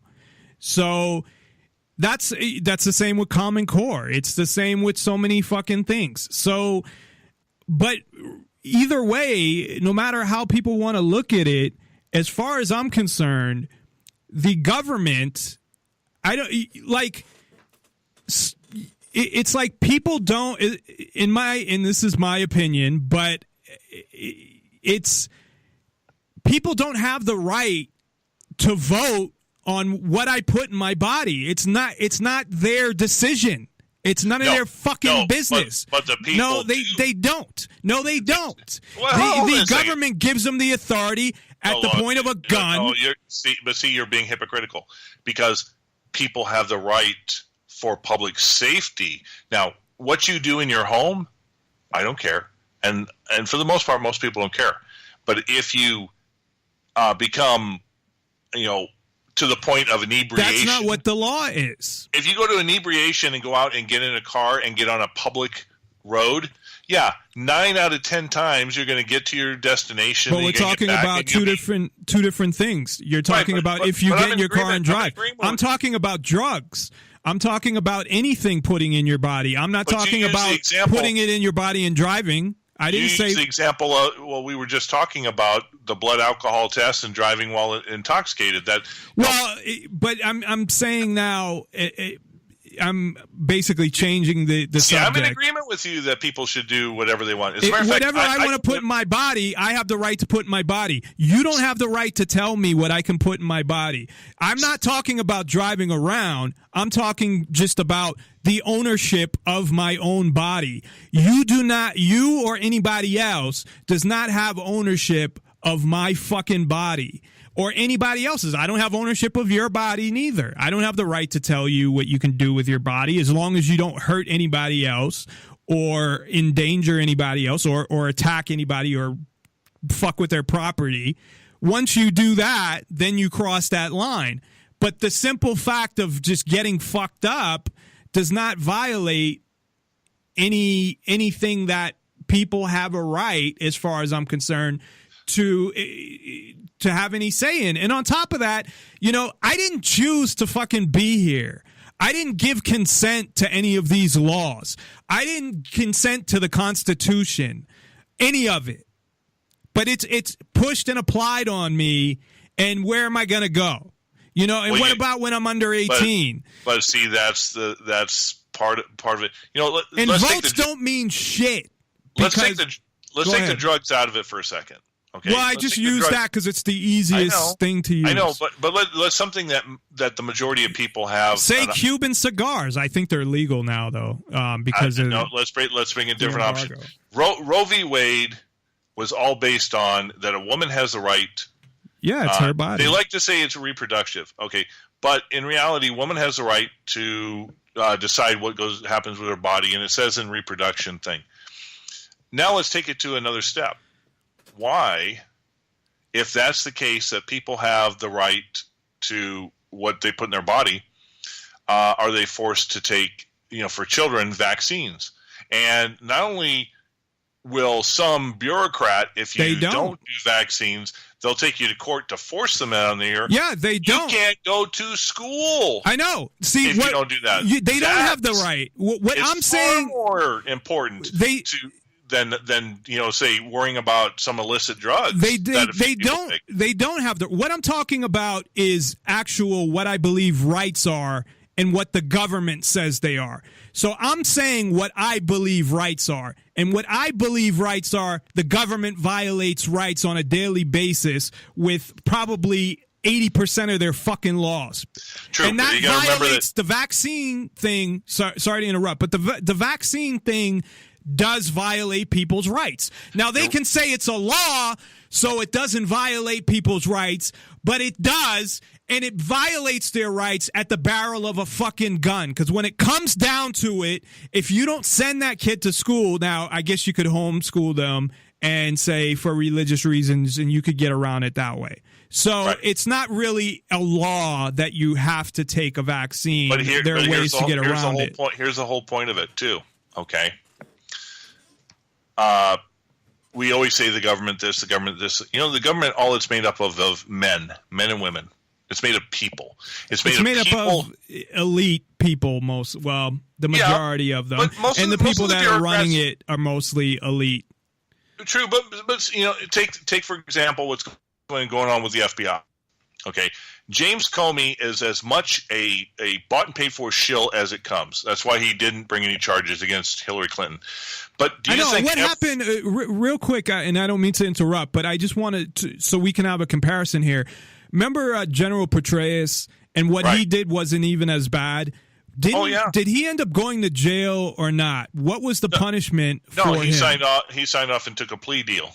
Right. He lost his clearance, and I know he lost his job. Right. So what he did, and I don't, to be honest, I don't believe that in the context of things, it's all bullshit to me, because this is classified information and whatever, because I don't believe in the whole fucking government structure anyway. But just the hypocrisy is what I criticize. I'm in full agreement. This is hypocrisy is the only reason why because I don't talk about the Hillary email thing because I don't give a fuck. No, here's the point. There's hypocrisy here. But go ahead and with your point, because I kind of interrupted you there. So you had him who got punished for something that wasn't even as bad, and she gets off. But see, enforcement is a political decision by men. Right, it's by the district attorneys usually. James Comey was on the board of HSBC at the time that Bill Clinton was president, and it was all he did a whole bunch of corruption in that was involved in this, and at that point, Comey became bought and paid for by the Clintons, by the Clinton machine. Now, here's the thing, okay?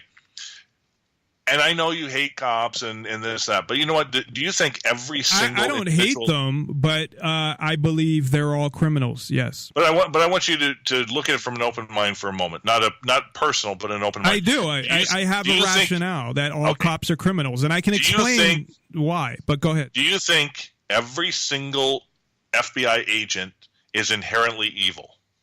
No. Okay. Hold on to that premise.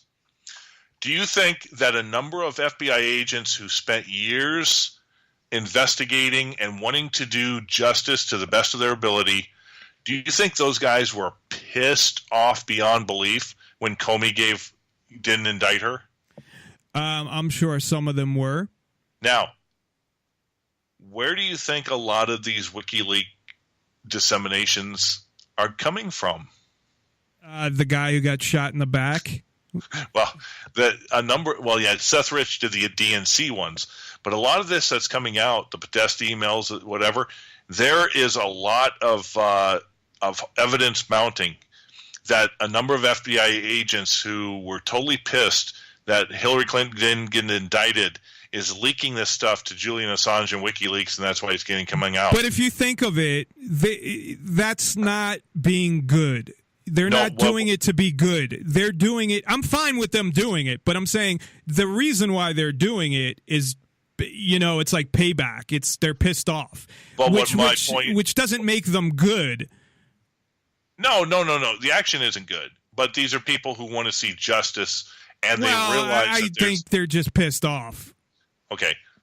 Either way, but here's the point.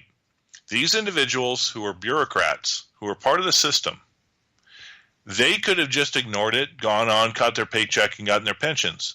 But they were willing to do something to let the American people know that there's fraud, corruption, and these are people who would do it. We all work in different locations, different things around the country. If these people, think of what Obama's done to any whistleblower. We've got one who's hiding out in Russia.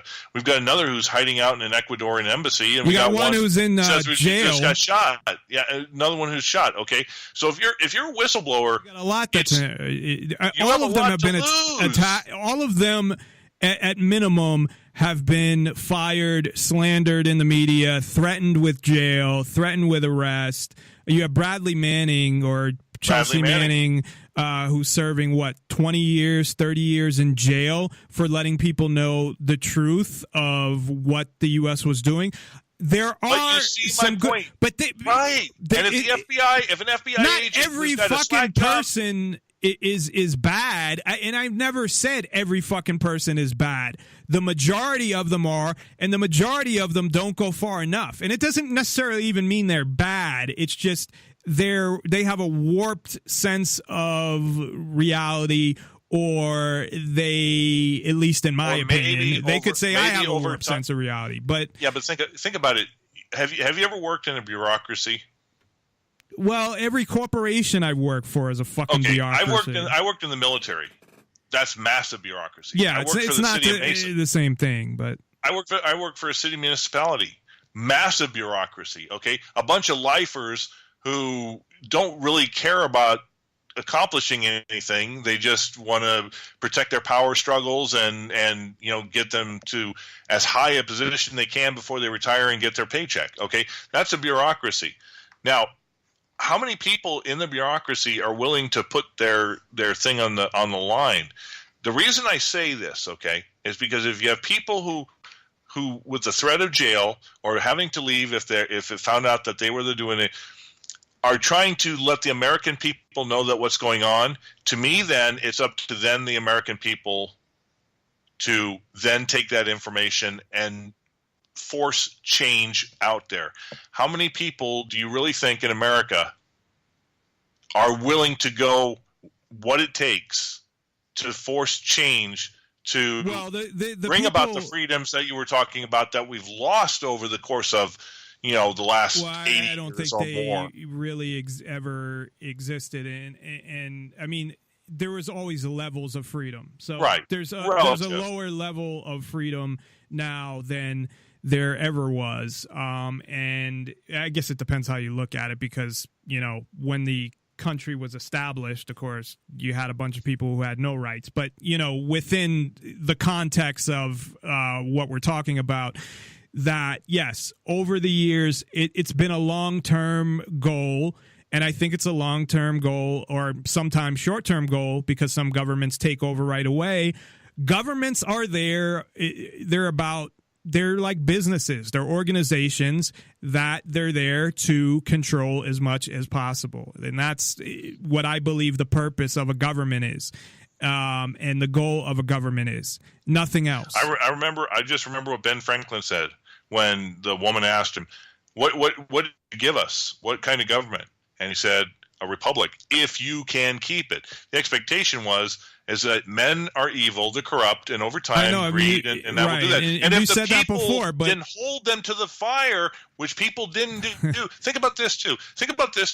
World War II. But there's never enough freedom in the first place. If you don't have something that, if you're telling me now, people can argue, I believe, and no one ever has, that the Ninth Amendment covers a lot of this shit that they say is illegal, like drugs. Like the Ninth Amendment, in my opinion, could possibly, now I don't know if this was their intention, but I believe it was, that the Ninth Amendment is something that basically covers all of this other shit that you have the right to do as long as you don't hurt anybody else. Because the Tenth Amendment. Well, the 10th Amendment is about the states, but the Ninth Amendment... What is not dedicated to the federal government in writing, the federal government should not be dealing with at all, and it's up to the states to do. Fine, but before that is the Ninth Amendment, just like you have, freedom of speech and you have specific rights, you have an amendment that gives you... Basically, just because we didn't say you don't have the right to do drugs or put what you want in your body or the right to defend yourself, although it does say you have the right to, it kind of does say that in the Second Amendment. But anything that we didn't put in there that are freedoms, which I believe that true freedom is you can do whatever you want as long as you don't, affect somebody else's freedom and kill somebody or their property or whatever. That the Ninth Amendment, in other words, says that. Nobody ever mentions the Ninth Amendment because they don't want to deal with the reality of what it might mean.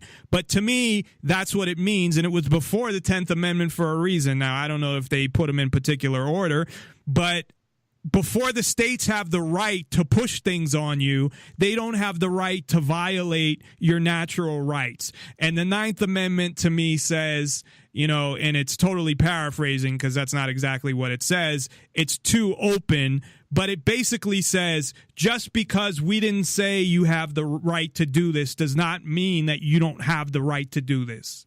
And you could say that if there was no freedom of speech amendment, you could say, well, we have freedom of speech based on the Ninth Amendment because based on all of the sayings and writings and even Washington.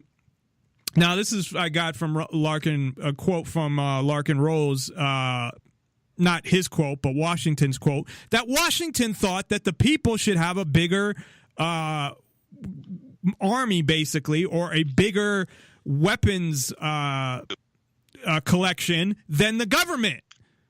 Because that would give you an actual check and balance. You'd have a real check and balance because if the government got out of hand, they'd know that, the people are armed, so we're going to make sure that we don't violate their rights. But by the way, something interesting. Bill of Rights, a little known court case in 1833, the Supreme Court held in Barron versus Baltimore, that the Bill of Rights was enforceable by the federal courts only against the federal government and not against the states. So the Bill of Rights does not hold sway that the state can violate your rights. Yeah, yes. So only the federal government can't violate your rights, but it's okay for the states too. Bingo. Which is fucking insane. Anyway, I wanted to talk about this last week, and I'm going to lose my voice if I keep going on. and we never got to it. But there's so much going on with gold. So if you could talk a little about that. Stories if you want to, I'll go through some of them real quick. Yeah, and one of them, I know there was just Sharia law. There was the sales tax, removing sales tax, and a whole bunch of stuff. Yeah. The first one we'll do. There is a international body that deals with finance and Sharia law for Muslims all around the world. So wait. Just so I understand this, because it actually sounds interesting. So there's an international Muslim. It's a Muslim body, or like, what do you mean exactly? So well, it's like think about this: when the Muslims go on a pilgrimage, all Muslims around the world go to a single spot. They go to Mecca. Okay, right. The leader of Saudi Arabia, the king of Saudi Arabia, is considered to be the keeper of the Islamic faith, even whether he's anointed or not, because the fact that Mecca's in Saudi Arabia. That's right kind now. of fucked up, but okay. But of course, we know over the course of Islam, many different sects, many different beliefs in this and that. But it's over dumb shit. I forget the exact difference between the Sharia and the Shiites, not Sharia, the Shiites and the Sunnis. It was over something about Muhammad. It was so stupid. Yeah, anyway. One believes that Muhammad went to heaven from Jerusalem. Another believes that he went from Mecca. And there's a lot of... There was something about descendants, like, too. It's just really dumb, and they're having wars over it. But, Christians have had wars over dumb shit, too. So, but go ahead. Okay. But anyway, there's a body that a Muslim body that regulates Sharia law, or what exactly? Right. And see, here's the thing with Sharia law.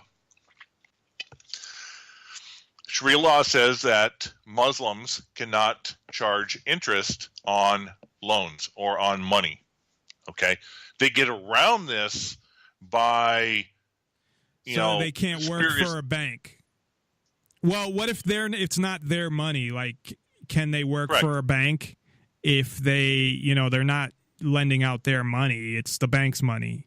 Well, anything to do with interest. So here's the thing. But yeah, so does it apply personally, or does it apply like if you're involved? You know what I mean? Because like I said, at a bank, it's not your... If you give out home loans, right, at a bank, it's not your money, so you're not charging it. The bank is. Say you have a savings account in a bank, and the bank gives you interest. You can't take it? You can't put your money in that bank. Well, that's not charging it. It doesn't matter about charging it.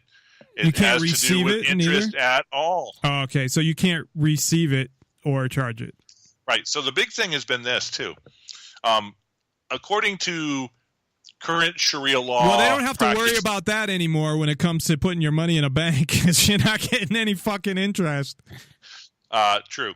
But anyway, they get around that from another different ways. Anyway, the Sharia law when it comes to gold is a currency, a form of money, and you can have some for jewelry, but you can't invest in it as a commodity until this new body. Because here's the thing. Because you can make money off it, is that why?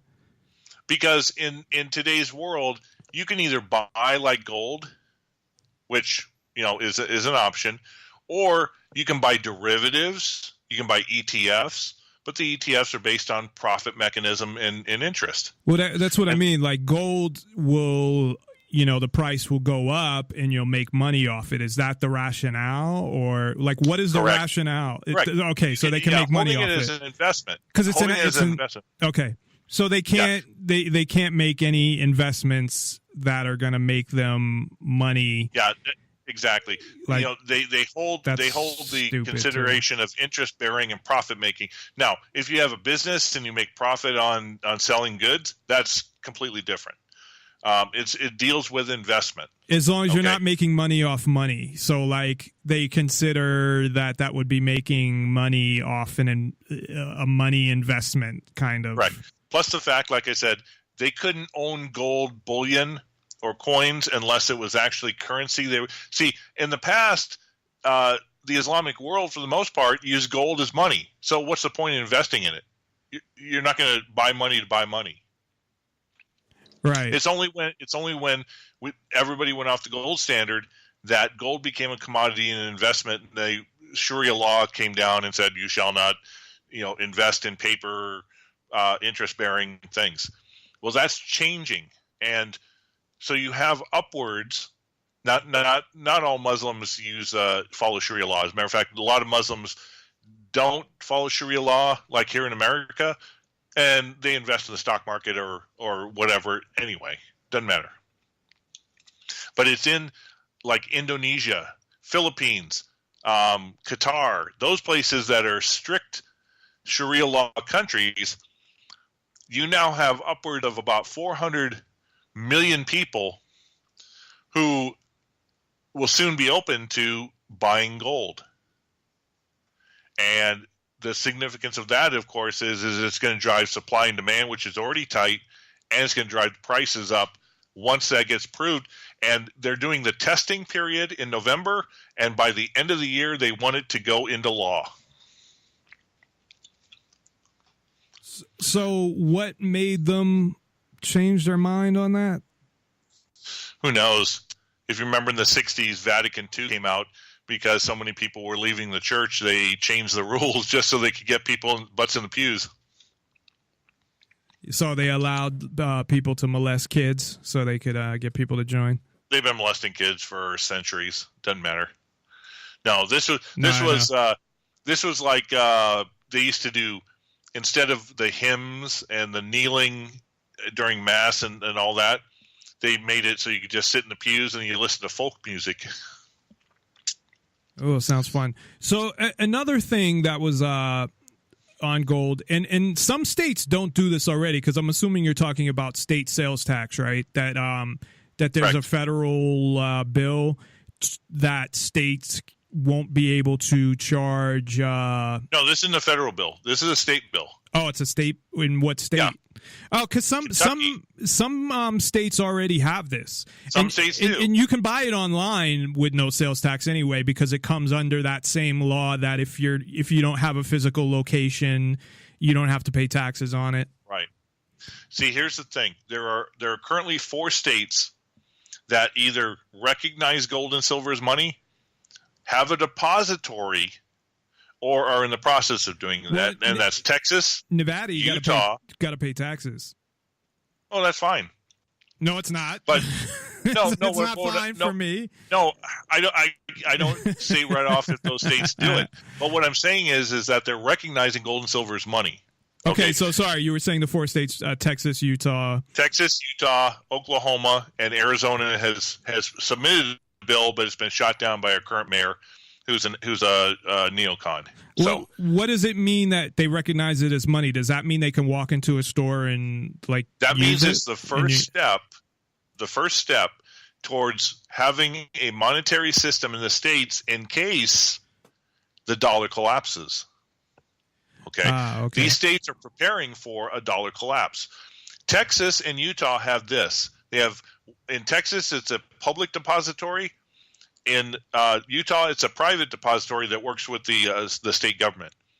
People can take their fiat currency, their dollars, they can buy gold at the depository, and they can treat it as a bank account. So they can write checks on it, they can take money or gold out, but their money is stored in gold. Okay. So you are reintroducing a gold standard at the state level. Well, that's a positive thing. Is doing the first thing by they want people. See, the problem is getting people that's to. That's the state you were referring to in your article, or right? That the bill in Kentucky or something, right? Right, and it's been tabled until early 2017. But here's the thing: we have gone 2 generations in America where they don't understand that gold is money or silver is money. Okay, we've been on a fiat currency system since '71. Right. So you have to reintroduce the fact of gold as money to people, and then they can recognize that it's used as money. And if you take away sales tax, then you're giving an incentive for people to start buying right. gold and silver. It makes no sense to charge sales tax when you're exchanging your fucking money.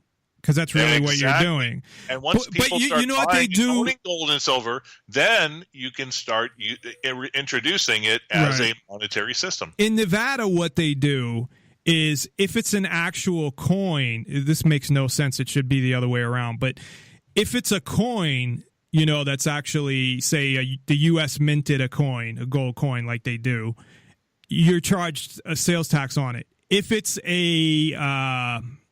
what do you call it? I had a bunch of them. It's not an actual coin, but it's shaped like a coin, and it has, an imprint on it. They're called rounds. Right. Round is what I was looking for, and for some reason I couldn't think of it. Yeah, so on the rounds, you can buy those without sales tax. There's no sales tax on the rounds, but there's sales tax on the coins, which really doesn't make any sense. Because you would think it should be the other way around. Yeah, it's kind of funny. In Nevada, there was this actually happened about four or 5 years ago. There was a company that decided that they were going to pay their employees in gold and silver, not in a paycheck. They would give the equivalent amount of gold and silver, and then they'd give them time off to go cash it in at the local coin store, which was nearby. Well, what's the significance on it? What's the denomination on a gold coin? $50. What's the denomination on a silver coin? $1. So what they were doing is on an ounce. Say you get a paycheck of $2,000 a month. That's on an ounce. Give the person, if it's less than an ounce, then it's split up. Like a half ounce would be $25 of gold. Exactly. Whatever. So what they would do is say you got $2,000 a month for pay. They would give an ounce of gold and maybe a half ounce of gold and then a number of silver. Okay. Well, what they were doing is on their payroll taxes, they were saying that they were only paying the employees, 50, 70, about $110 instead of $2,000 currency. So they were getting away with having to pay exorbitant amount of Social Security and yada, yada, yada. So federal government took them to court. And they said, what does the Constitution say about money? And the court took a look and they said, if this is minted from the U.S. Mint, why is there a numeric denomination on this coin? And the courts ruled in the business's favor. Because gold from the mint with a dollar denomination on it is considered money. You would think. Yeah, so at a certain point, that's an interesting way to go. Is you can cut down a lot of your business expenses by paying your employees in the equivalent fiat amount of gold and silver. There you go. Because I'll take that money, and you know what? There's going to be a certain time they're going to do it in Bitcoin because it's got a value of money. Now, Bitcoin is not recognized as a sovereign currency. But it's kind of interesting because a story we didn't get to, but I'll stay over if you want to run another half hour. The euro may be on its way out in Europe. 3 days ago, the co-founder, one of the architects back in 1999 who created the euro currency, came out and did a speech where he said, "The Eurozone is a ticking time bomb that will explode sooner or later," said one of the founders of the single currency and the chief architect of the euro. He said that it is realistically, it will be a case of muddling through, struggling from one crisis to the next. It is difficult to forecast how long, but it cannot go on endlessly. He is forecasting the euro being gone. Well, 2 days after this architect came out and said that the euro's days are numbered, all of a sudden, the ECB started going after Bitcoin, and they're going to try to regulate Bitcoin because they fear that as the euro starts collapsing, which it's now gone down to below 109, it's almost back to parity. The euro could collapse, especially if Deutsche Bank or the Italian banks go, and people will all of a sudden rush to Bitcoin instead of to, say, like a sovereign currency that their local central banks could go. So Bitcoin could finally meet its critical mass. What is going on now with Deutsche Bank? I know that's been in the you've had that in a bunch of stories recently. Yeah, Deutsche Bank is insolvent. They've got a market cap of about $17.5 billion, and they've got this fine by the Department of Justice of $14 billion over their head. But even more, they have $70 trillion in derivatives. And just today, the Bank of England told all of its British banks to start doing an audit to see how much exposure they may have to Deutsche Bank and Deutsche Bank's derivative books. So the Bank of England is predicting that Deutsche Bank is going to implode here pretty soon, and he wants to make sure that the British banks don't have any exposure at all, or it's going to be a domino effect right through the Eurozone. The other one last thing I wanted to talk about before we go that could turn into a long conversation, but you had a story regarding Obamacare and insurance in general. Now, one of the things before you get to that, I wanted to also mention that this is not just affecting the people that go to the stupid, what do they call them? Exchanges. Exchanges, yeah. This has affected work insurance as well. Sure. So people think that, oh, yeah, it's great, we get insurance. And I know, I think your story is about the premiums going up and whatever, but we'll get to that in a minute. But because, we're at our open enrollment point now, which is usually, I think, for most people around the same time every year, the end of October and November, and you only get like a couple weeks. The way they set it up is very strange.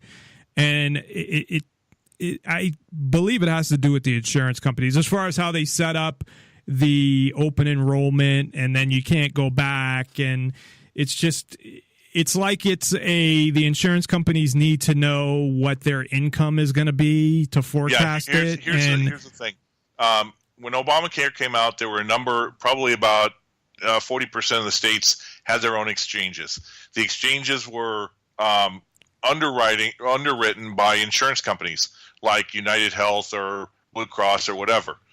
But over time, because Obamacare did not pay what they promised, the government promised to do to supplement this, a lot of these underwriters, these insurance companies, started losing hundreds of millions of dollars. So they pulled out. Right. But before we finish that, I'm sorry, I didn't want to interrupt, but because I just want to make sure I get the thing out about just work insurance, because that's what I was talking about with the open enrollment for the work insurance. So I didn't want to confuse people. But what I was going to say was, now they have, and I think everybody has this. They set them up like how Obamacare did with bronze and gold and silver and platinum or whatever plans. And the fucking deductibles have gone through the fucking roof. It's ridiculous now of how much, I'm saying for it, work, if you have a job and you get your insurance through work, the deductibles... It's because of Obamacare. Yeah, it caused these insurance companies to lose so much money that now they're having to get more money from people not in Obamacare, but who get their normal. Right. Well, that's what I was getting to. That I know that because of Obamacare, it has made insurance worse for everybody, not just the exchangers. And I'll let you finish. But I know you were saying that. A lot of these companies, because they're losing money, are dropping out of the exchanges. And then I interrupted, so I'm sorry. So go ahead. Yeah, they've dropped out of the exchanges, and not only that, many of them have pulled completely out of locations. So, for example, there are counties in Arizona, states or whatever, or some states, but there are counties in Arizona that have no insurance underwriter. So, do they do it by county? Is that? Well, I mean, you know, how, like in say like Arizona, how is it set up? Say like we have Blue Cross that works in Arizona, okay? Blue Cross pulled out of doing any coverage for a number of different counties because they were losing money in it, even with Obamacare. Now here's the thing, okay? The Obamacare premiums that are run through these insurers are going to jump up at a minimum for everybody who's involved in Obamacare or has insurance through an Obamacare provider. Premiums are going to go up 25%. But in places like Philadelphia, where they have limited carriers, limited providers, Philadelphia, the city, is going to go up 53% in premiums. And I've heard there's some counties in Texas that are going to go up 92%. That's crazy. And people are going to say, fuck it, I'm not going to get insurance. But that's not the worst. Where's here's the affordable health care? It was called, a lot of people don't even know because they did like one of those things where a guy went out and asked people, do you like Obamacare? And then he said, do you like the Affordable Care Act? It was called the Affordable Care Act, and people just called it Obamacare. It's obviously not affordable. The Patriot Act did exactly the opposite. It was right. But here's the kicker. Okay, these are for people, Obamacare is for people who are working and whatever, poor. But how about those who are on fixed incomes like retirees? Well, here's the kicker. Medicare premiums are going to go up 22%. Well, isn't it also not just that, but I don't know if I believe it was from you that you talked about that there's a new process for doctors of what they have to do to get reimbursed for Medicare.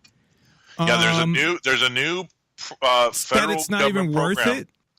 That means that the doctor has to submit reports to the federal government to get paid for Medicare. Yeah, like detailed reports of tests and all this shit. Of tests that they don't need, but they have to do them anyway, and it's going to add about 14 and a half hours per week or per month to the doctors already, and they might just not so they can get paid for Medicare. And they might not even get paid, or they might not get paid that much, because if they miss something, they might say, well, you didn't include this, so you have to either redo it or we're not going to pay you, and it's going to delay probably the payment time, so that's money that you don't have while you're waiting for the fucking government to pay you. So yeah, people are going to say we're not going to take Medicare.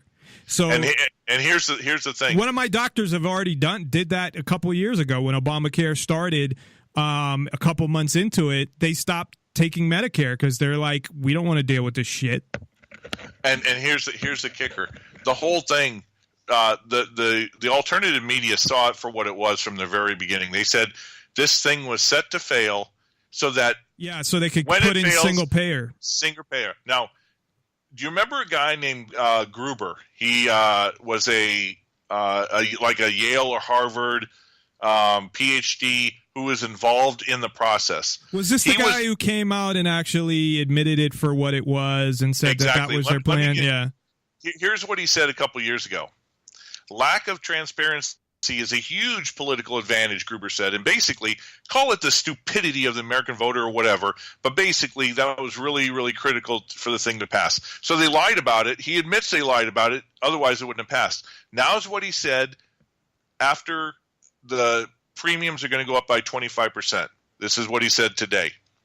If the CBO, the Congressional Budget Office, scored the individual mandate as taxes, the bill dies. So had they called it a tax, it wouldn't have gone through. Right, and that's what they labeled it when it went through the Supreme Court. Oh, this is a tax. Right. Now, but it had already passed, so it was beyond thing. Now is what he said today.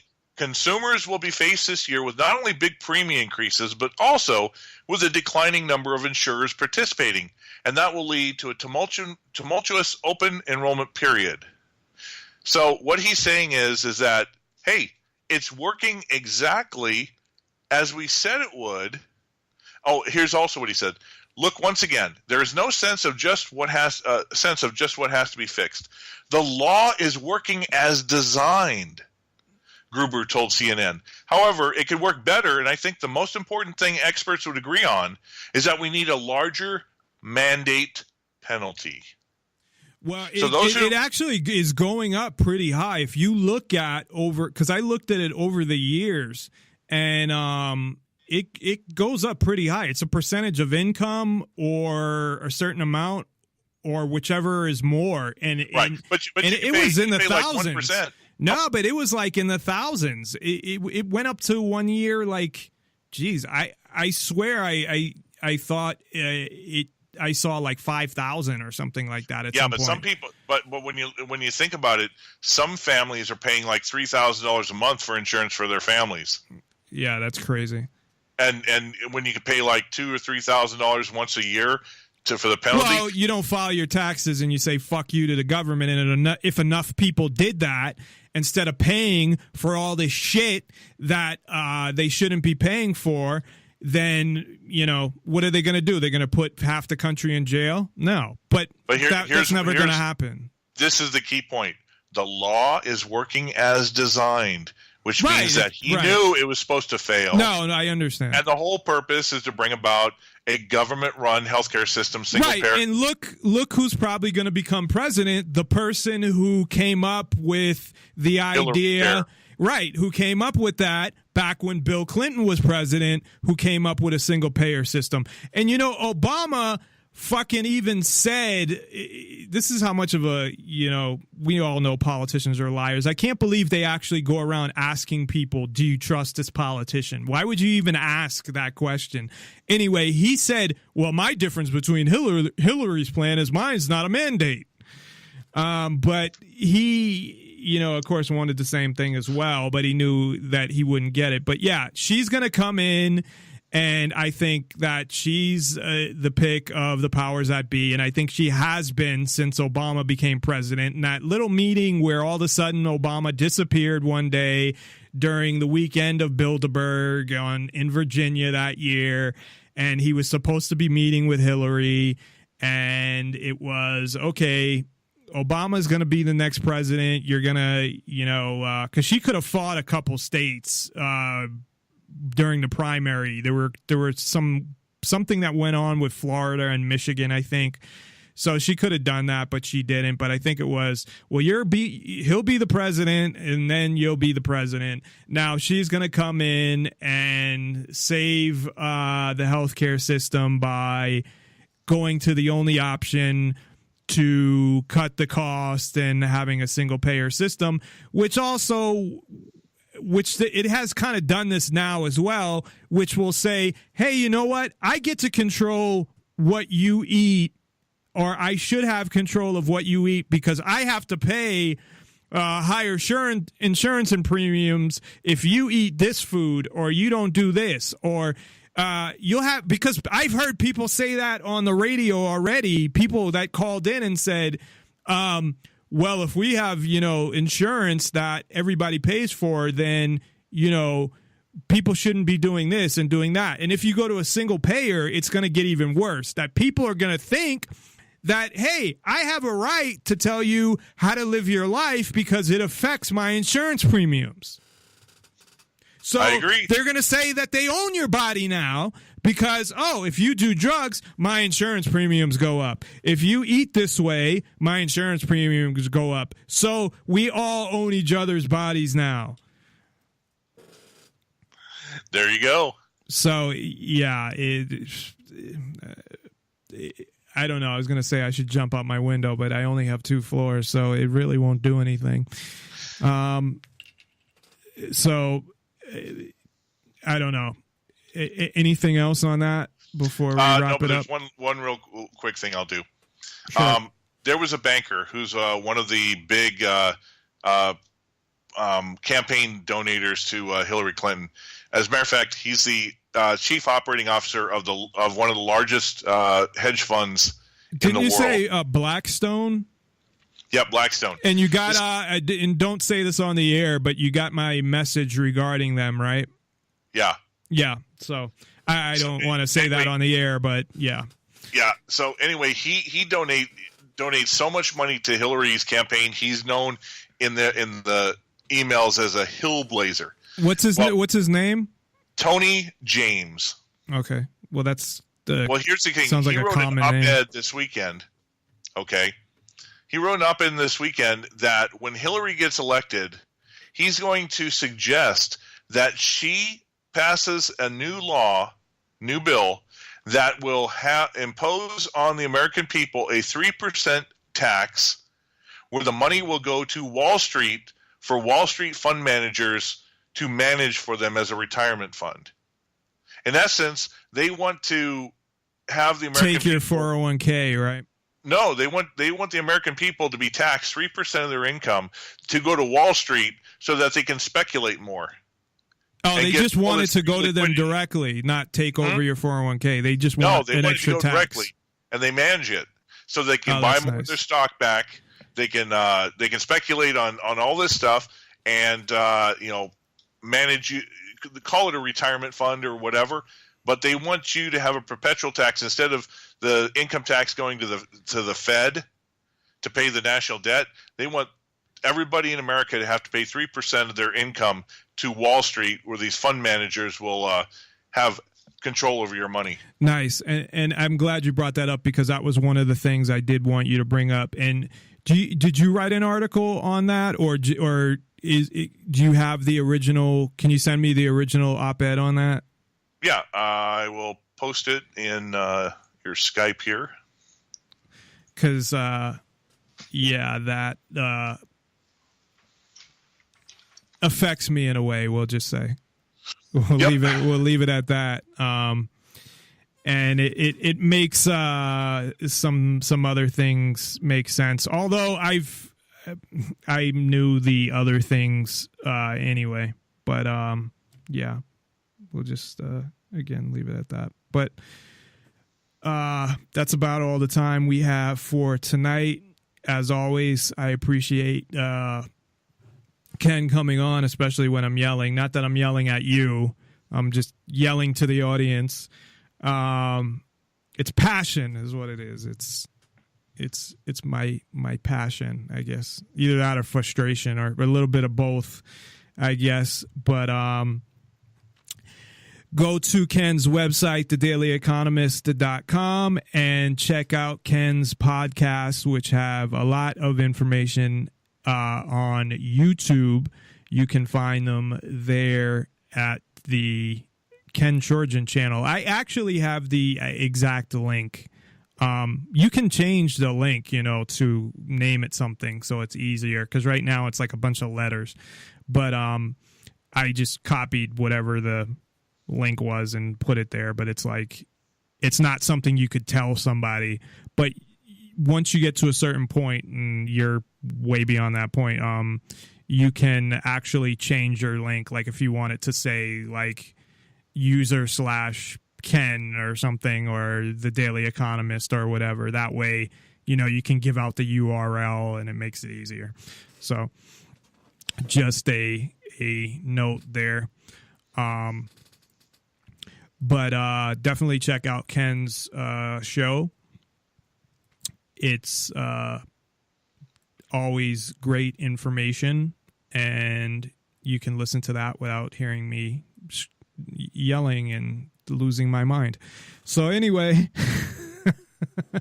that's again all we have for tonight. We'll be back tomorrow. Ken will be back 2 weeks from tonight. He joins us every other Wednesday. And thanks everybody for tuning in. And again, we'll be back tomorrow. Have a good night. Listen to police officers' commands, listen to what we tell you, and just stop. The nation needs to realize that.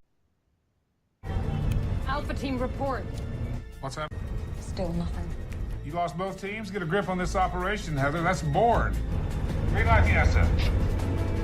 Sir, I need more time. We have no time. Are you going to give that order or not? Sir, please. You're too naive to see the truth. There's no bringing in Bourne.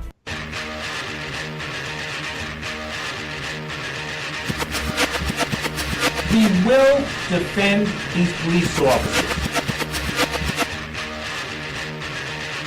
listen to police officers' commands, listen to what we tell you, and just stop. The nation needs to realize that when we tell you to do something, do it. And if you're wrong, you're wrong. If you're right, then the courts will figure it out. We don't get to take them, we enforce them. But at the end of the day, each and every member should go home safe.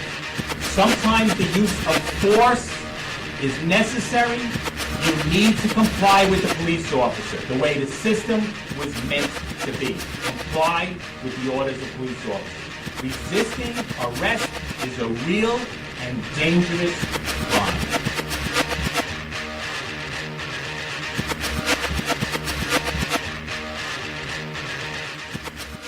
Nonpartisan liberty for all. I'm your host, Dave Bourne, and it is October 26, 2016, and we're coming to you live from Las Vegas, Nevada. Or Nevada. I can't believe I said Nevada like the fucking tourists. Thank you for tuning in to Nonpartisan Liberty for All. We're on weeknights, Tuesday through Thursday at 7 o'clock Pacific, 10 o'clock Eastern on the Nonpartisan Liberty for All media and radio network, which now runs 24 hours a day, 7 days a week. And you can listen live on Spreaker.com and NonpartisanLibertyForAll.com and to the archives immediately following the show on Spreaker, YouTube, Twitter, Tumblr, SoundCloud, Stitcher, and iTunes. On Nonpartisan Liberty for All, we promote self-ownership and the ideas of true freedom and liberty, meaning being able to do whatever you want as long as you respect the freedom of others and don't directly interfere with their freedom. Exposing government for what it is, a mafia based on extortion that rules without consent by threat of force and violence. And we, of course, are always happy to hear from you. You can reach us via phone at 702-470-7664. That's 702-470-7664. Or via Skype at username nonpartisanlibertyforall.com. And I'm still trying to figure out, I had my sound one level. One side was down more than the other. The past few weeks, I've been trying to get my sound back to, I don't know, maybe I'm just like a well, I am a perfectionist. So I'm not going to say maybe I'm just like a no, I am a perfectionist. And I want my sound to be like, I'll listen to old shows, especially now that we run 24/7. And occasionally I'll turn it on to see, make sure it's coming through okay and whatnot. And I'll hear the sound on an old show and I'll be like, well, that fucking sounds better than the new shows.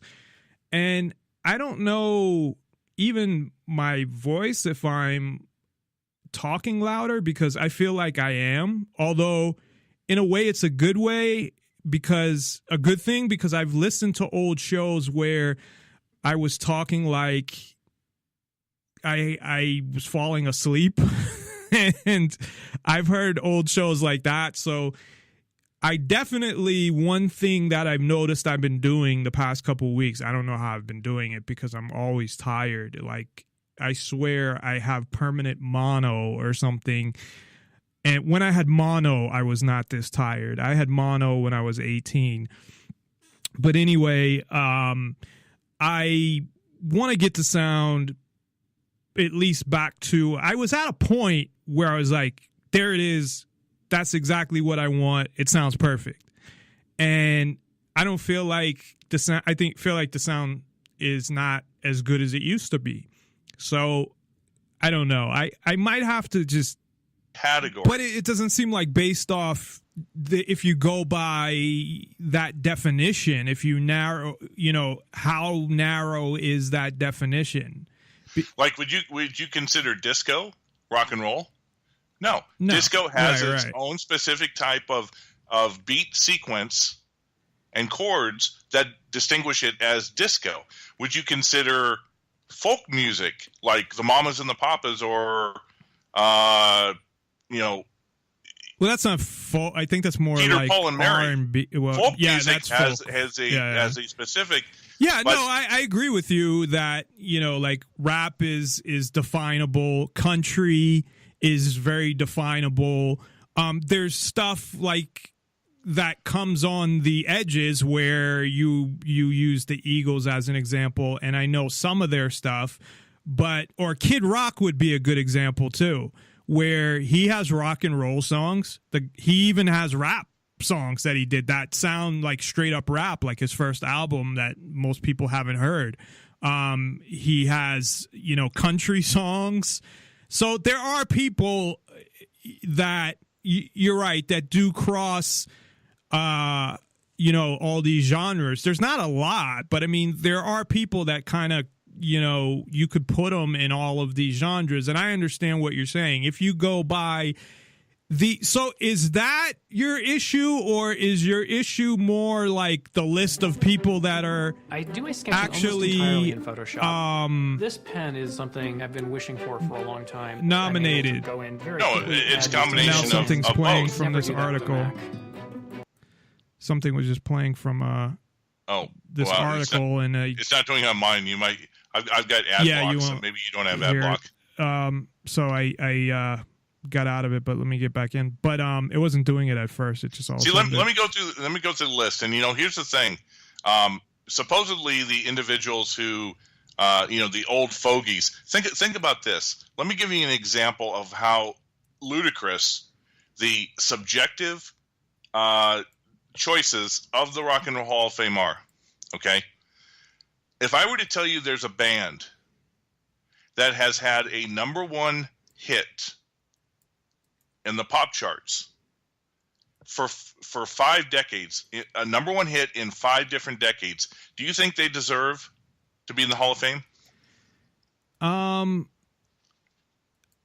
Off the top of my head, I would say Nobody's ever done this. The Beatles didn't do it. Elvis didn't do it. Rolling Stones didn't do it. Yeah, off the top of my head, I would say yeah, but if that was like, yeah, I mean, if that was the only hits What do they you mean had, only? No, they've been playing. But- they've been having hits for 50 years or yeah, 40 yeah, plus years. yeah. Right. They just got in the Hall of Fame last year. They are the only group. What group are you talking about? Chicago. Oh, I actually like some stuff from Chicago. Exactly. Chicago I'm is not a huge. Chicago had a Well, basis. is Chicago rock and roll? See that's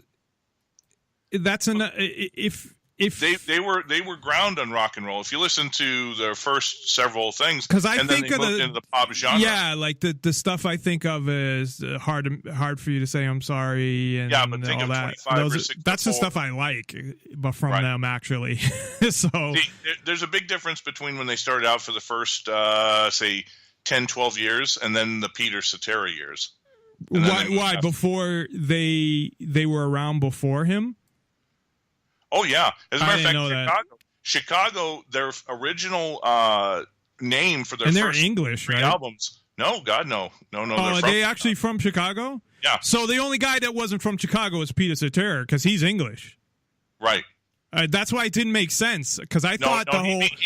When they lost but here's the thing. Chicago, when they first started out, their first 3 albums, they were called CTA, Chicago Transit Authority, based after the bus That's a line. dumb name. Well, no, that was just a bus line. But they did their first 3 albums of that, and then they moved into just cut it down to Chicago and moved forward. So but Chicago is the only group in history to have a number 1 song on the charts in the Unhook everything, rehook up everything, test everything. Although the thing that sucks now is I'm running Spreaker 24 hours a day. So if I happen to stop to test, I would have to be off the air for a certain amount of time and whatever. I guess I could just stop in between because I run on 2 computers, so it's not a big deal. Or I have a external recorder that I use for a backup that I haven't been using because it keeps giving me an error, which I think is another thing I have to test, but I think is the card in there. Anyway, we're going to start it out today a little different. As is with us every Wednesday is Ken Schortgen of the Daily Economist and of the Ken Schortgen YouTube channel. I always got to think of what should I say it is, but the Ken Schortgen YouTube channel, I guess, because that's the name of the YouTube channel, where you can get at least 2 podcasts a week, if not 3. Definitely Monday and Wednesdays, but sometimes Fridays as well, depending on Ken's schedule. But one of the things, well, first, before we get to that, what we were going to talk about, I'm going to talk about the Rock and Roll Hall of Fame real quick, because me and Ken were having a conversation off air right before we went on air. But I want to talk about just really quick, when I was leaving work today, and as a matter of fact, I was on the phone with Ken. So as Ken, when I was talking to you, and I didn't mention it because nothing ended up happening, but a cop was like pulled up on side of me, and they're doing road work. So he moved behind me, but it was like really hard for him to follow me. So it looked like he was like, fuck it, and turned off because he couldn't follow me. But he just like looked at me, and I don't know if it was the way I looked at him or whatever, was like, or he saw, I was on the phone, but I was on, we have that dumb law that you can't, hold the phone to your ear, but I was on my earpiece, but I had like my phone on my leg or something. Also, I tend to get harassed by the police, especially if they pull anything up on me, because then they see the obstruction of a police officer twice. Well, twice I was arrested for it. Wasn't convicted of it twice. Should have never been convicted of it at all. But that just means like that's one of those catch-alls, like disorderly conduct or one of those bullshit things. Just, they should just call it like, I felt like arresting you because you didn't kneel down and blow me laws. So I don't know. I just wanted to mention that he looked over at me, and then right away he pulls up behind me. But it looked like the only reason that he didn't follow me and possibly pull me over was because the road work was kind of getting in his way. He was on a motorcycle, which I hope he fucking falls off on right when he's going like 60 miles an hour. So anyway, before we came on air, Ken had mentioned the Rock and Roll Hall of Fame, which he seems to have a gripe with, and I can't say I blame him, as we were getting into our conversation, and then we were kind of in the middle of the conversation when I had to go to get on air. So, Ken, are you there? I am here. Okay, so I guess it says, I got your article. So there's only 5 slots. So I don't get this. The Rock and Roll Hall of Fame is, I don't know. It's kind of stupid in a way. It's just, and it doesn't have, at least, so really every music comes from kind of rock and roll in a way. It or really blues. See, the worst part is that they named it Rock and Roll Hall of Fame. Yeah, I understand. Had it been the Music Hall of Fame, because the criteria is this: artists must be eligible for induction or become eligible 25 years after release of their first record. Okay. And it must include influence and significance of the artist's contributions to the development and perpetuation of rock and roll. Well, and see, they specifically say, right, rock and roll. Right. That's so. Rap is not rock and roll. Right. Country is not rock and roll. Gospel music is not rock and roll. Etc. Right. No, I understand. They should change. They should change that if they're going to do this, because I mean, you have a valid point if that's what it says. But like somebody like Tupac, I mean, the influence that he's had on millions of people, whether you like him or not, you can't deny that. But people, though, it's on music. Okay, if you limit your music to musically one on specific, millions of people, right? But even as an influence, if your influence is limited to one genre of music, okay, then that's everybody's not one a significant change. Everybody's usually one genre of music. There's some people that, are mess around with kind of like pop. I don't know even what the fuck pop is, because pop could be rockish pop, or like R&B pop, or, I mean, but for the most part, wouldn't you say that most groups are one genre of music? Not necessarily. In general, I'm not saying every single. The Eagles. The Eagles are a band that could go into country. They could go into rock and roll. They could go into pop. Their music stems at least 4 different genres. But that's one group. But I mean, in general, and take a look at the Cure. The Cure could do rock and roll. They could do punk.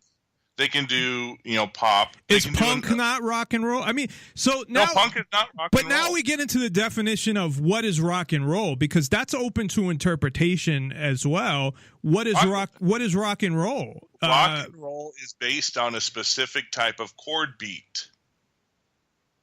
But does it say that within the rules, or does it just say rock and roll? But do you remember where the term rock and roll came from?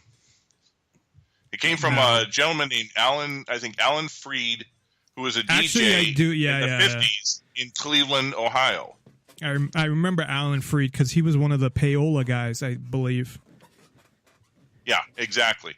And he coined the term in the 1950s as a DJ in Cleveland, Ohio, and that's why the Rock and Roll Hall of Fame is in Cleveland, Ohio.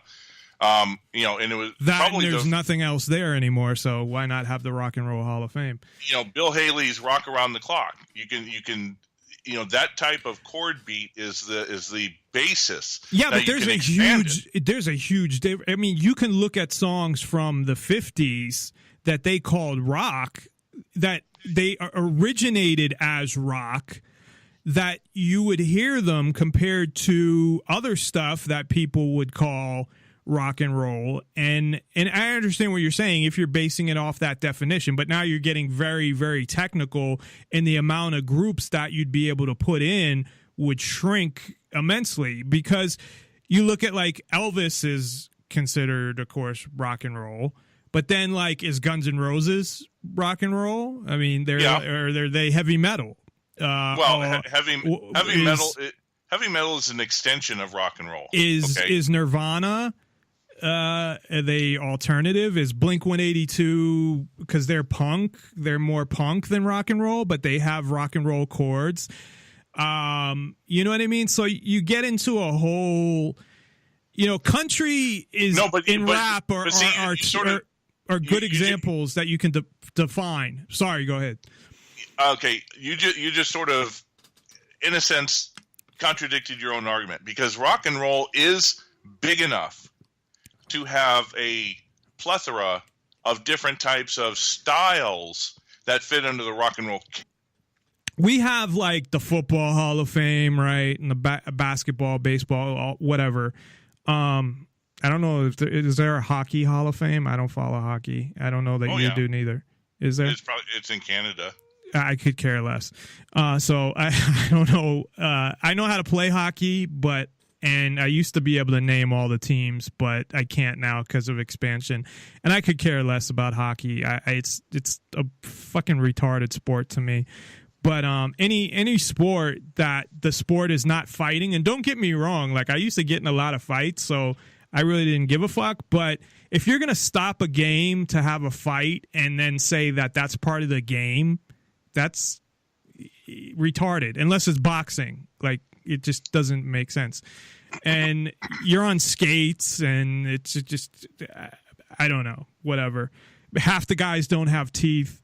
It's disturbing. So, and on top of that, the only sport, because I'm so disgusted with corporations and how these companies like the NBA, Major League Baseball, as well as the NFL, but I mean, I like football so much that I still watch it, but I won't pay for the package. They get involved in politics. Now, what happened with Colin Kaepernick, never mind the other stuff, because I don't want to get in a big conversation on that, but just the fact that not standing for the national anthem for whatever reason, because I don't stand for it neither, and that's not because of the same reasons. I don't stand for it because I believe the government oppresses its people. It's an oligarchy, whatever. The police, all this shit. So I don't stand for it neither. And I agree with that, but they really are just saying, well, we can't say anything. But they have endorsed Obamacare, and we'll talk a little about that today. I know you had a story about that. They've politically gotten involved in a lot of things, and it's not just the NFL. It's all of the, the NBA.